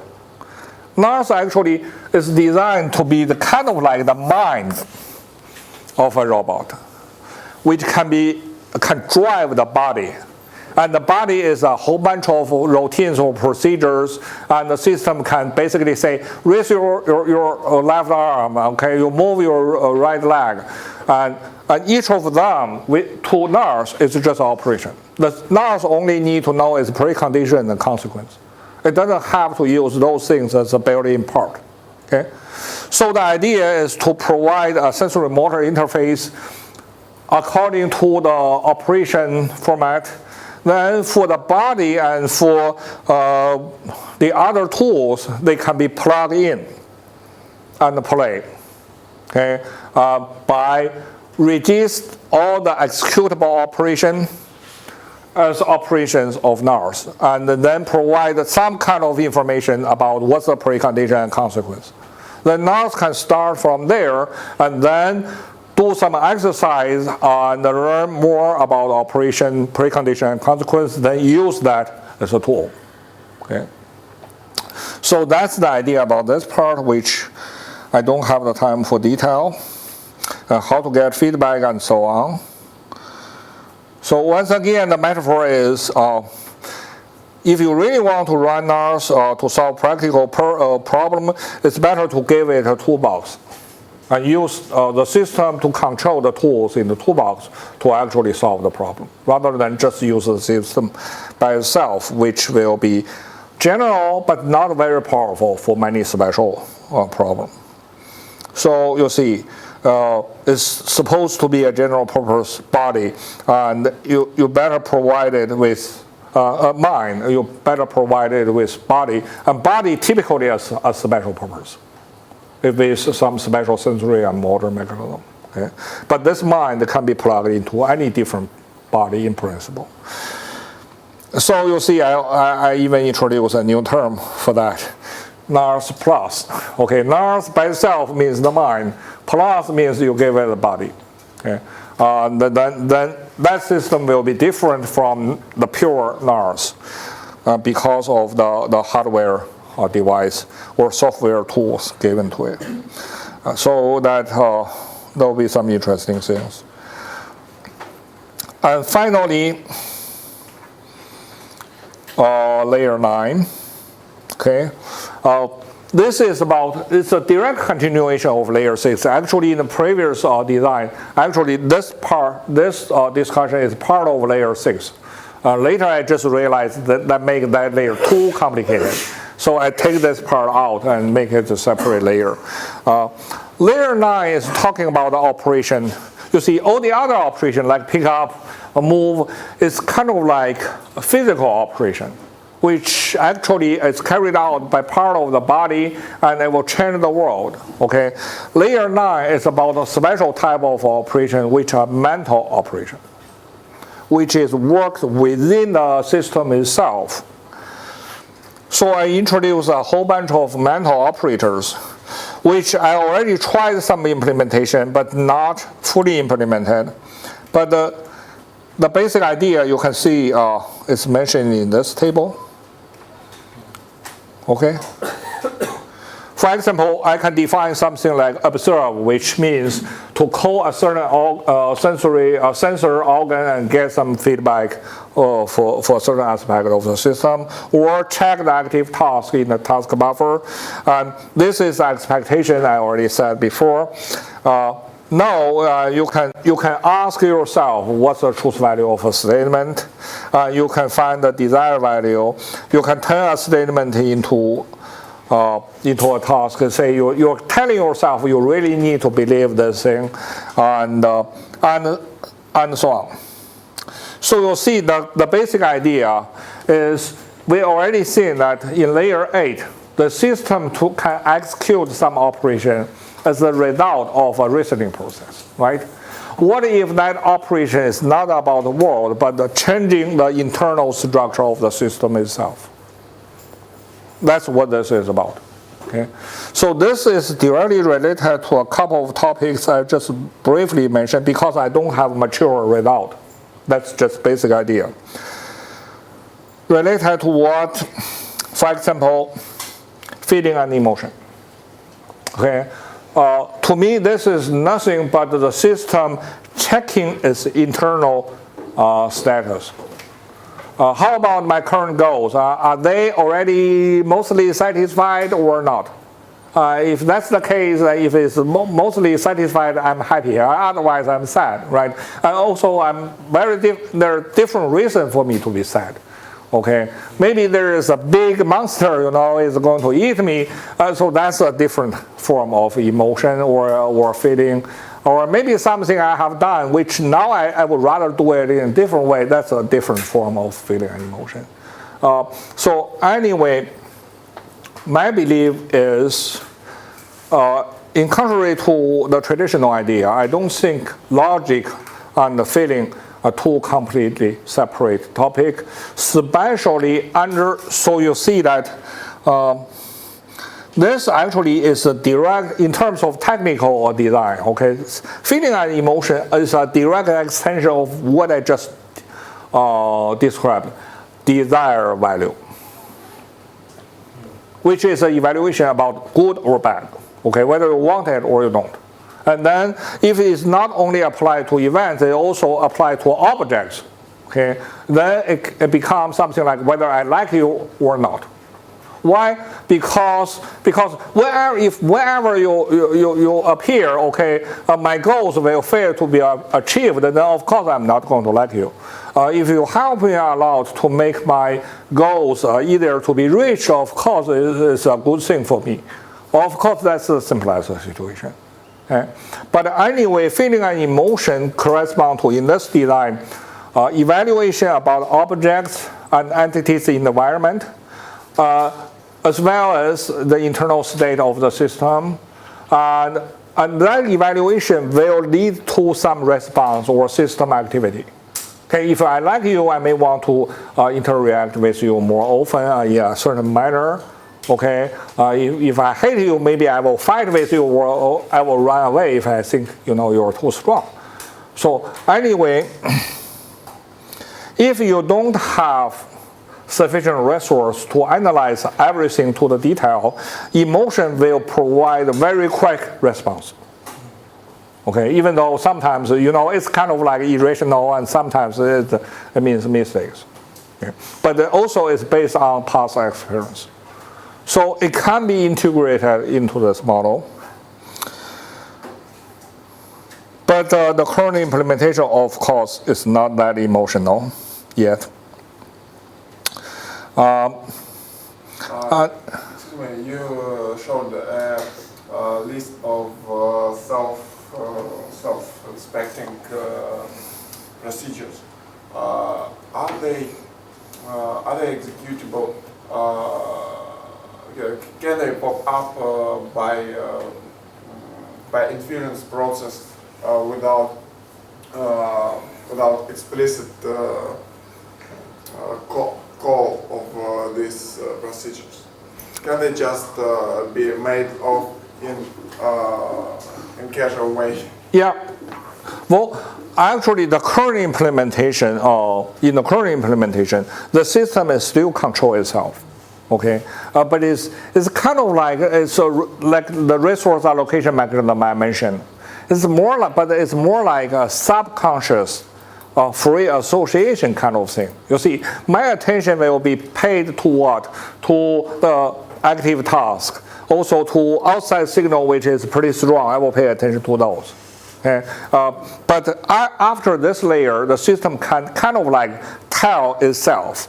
Okay, even though that kind of image haven't appeared yet, even though currently I don't really have a goal related to it, for some reason I should pay attention to that thing. Okay, so that's the difference between kind of more relaxing and let it go kind of control and this conscious self-control. Really intelligent system will need both of them. You don't want to control everything in your mind because that's too complicated. You will allow a lot of things to be done automatically as far as that automatic process is designed properly. But on the other hand, for really complicated stuff, you have to not only plan your physical operation, you also need to plan your mental operation. Say you want to write a paper, okay, you need to say, start by read literatures about previous research, then you need to think about what is original in your idea. You're doing planning, but this time you're planning your own mental operation. So this is directly related to things like consciousness and so on. So clearly you'll see that my position is that kind of thing can be done in an AGI system. I also already have a primary design for that kind of thing, even though there are a lot of details to be filled. But at least the previous list of operations, if we go back to them one by one, you can see all of them can be executed in this model. That's not a problem. So the problem is how to organize them properly, learn, and what condition do what to achieve a proper performance of the system. That's a big challenge. That's a big challenge. Again, I don't have all the answers. So, last 10 minutes. You see, you may want to read the summary, which I never claim I have solved the AGI problem. Well, clearly, I have already told you there are a lot of open problems. But I do have an architecture already. which show some very interesting and unique property, which you cannot see anywhere else. Okay? So in that sense, I believe this is, I have already got something. Okay? And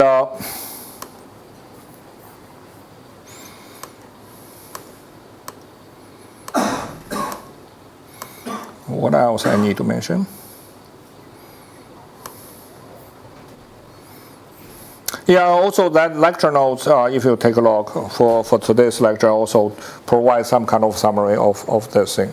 The last two things I think I want to mention. One is I know today I run faster than the other day just because a lot of material. So if any of you are interested to talk about more about any of those, this evening I will offer the last probably office hour once again from 7 to 9 in that place, so that if you want to talk, we can talk about that. And then finally another thing which is not related to my discussion is this, which I have mentioned before, but I think I will take this chance to say a little bit more about.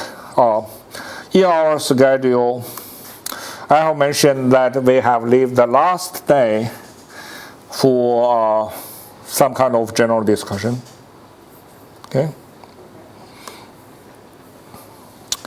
That will be the next Tuesday. The idea is this.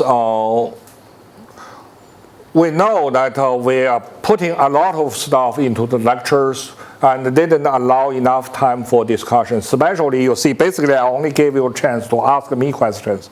I didn't give you the chance to talk about your opinion, right? Simply because, not because I don't care, because we don't have the time. But this is a chance for you to do that. I know many of you have ideas about what you want to do, and especially some of you may have some kind of plan for your future career, which you may want to get some feedback from the instructors and the others, right? So this is an opportunity to do that.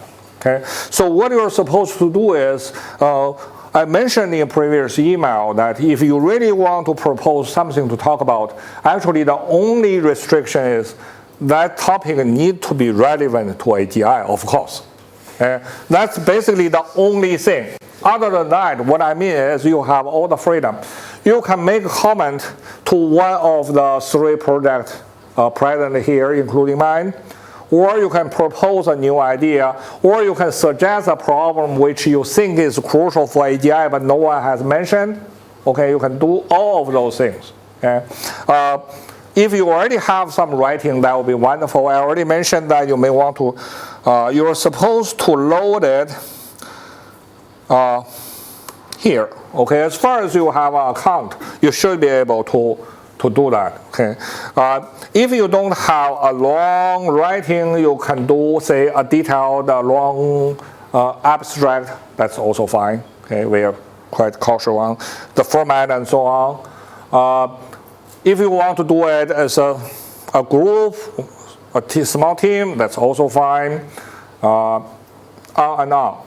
But of course, it depends on how many people will propose. Okay, we cannot really promise to allow everyone unlimited time to talk about your ideas. We only have 1 day. So basically, we will probably cut that 1 day into 4 sections, 2 in the morning, 2 in the afternoon. Each of them will be kind of an hour and a half, something like that. And maybe we will let whoever proposed the idea, who is then selected to be to make a presentation to talk about, say, 20 minutes or 30 minutes. Then the instructors and everyone else can join the discussion and make comments, something like that. Okay. So the only thing I want to suggest is we do need to have some time before that to make the selection and to arrange the schedule. So the deadline is Sunday night. Of course, I'm not going to say exactly midnight. It just, in Monday morning when the instructors wake up, they should already see the list. Then we are going to have some discussion maybe among ourselves and decide which topic. I guess the standard is not really only about whether you're writing, whether it's well written or something. Will also depend on whether we estimate whether your topic will have a wide interest among all the students. Okay, if you're the only one that is interested in that topic, probably we are not going to schedule you to make a presentation, even though that topic itself may be interesting. Okay, so again, the idea is to have more and more people involved, give everyone a chance to participate in this discussion. So what do you want us to do what is to send you an abstract or something? You just upload your abstract to this website. You don't really need to send it to me. So you upload it there, that everyone can see it. Okay. Then in this process, I strongly encourage you to discuss this among yourselves. Also talk to me if you want. Say, I have this idea. Maybe, whether that's proper or not. Then we can talk about it. Okay. So I think I want really to have something prepared so we can use the last day in the most fruitful and pleasant manner. Okay. So, yeah, I think that's the last thing. Is there any other question or suggestion or comments? How long? I mean, typically, how long is a presentation? You see, as I said, I think we are going to cut into 4 sessions. Each session will be an hour and a half. Okay, if I only get 4 good proposals, and each of them will use that whole session. If everyone gave me 3 good proposals, then we have to squeeze a lot of things together. Say that your topic and your topic and your topic are basically the same thing. Then we will have a panel with all of you sit here. Then each of you may only have 10 minutes in that situation. So it's completely relative. Okay, so you want to make sure you have the best proposal, then everyone else will not propose anything. Then you will have all the time, if that happens. Anyway, yeah, we are quite flexible at the current moment. I don't want to say anything more restrictive. Other than, just propose, then we will try to give you the opportunity. You see, even in the worst case scenario, you are not scheduled to talk. Your writing will still be on the website, will be read by everyone, at least in the summer school. That's already, something, right? And you will get some feedback maybe outside the classroom from your classmates and from us. So I can promise that. Okay. So, okay. Any other question? Okay, that's all for today.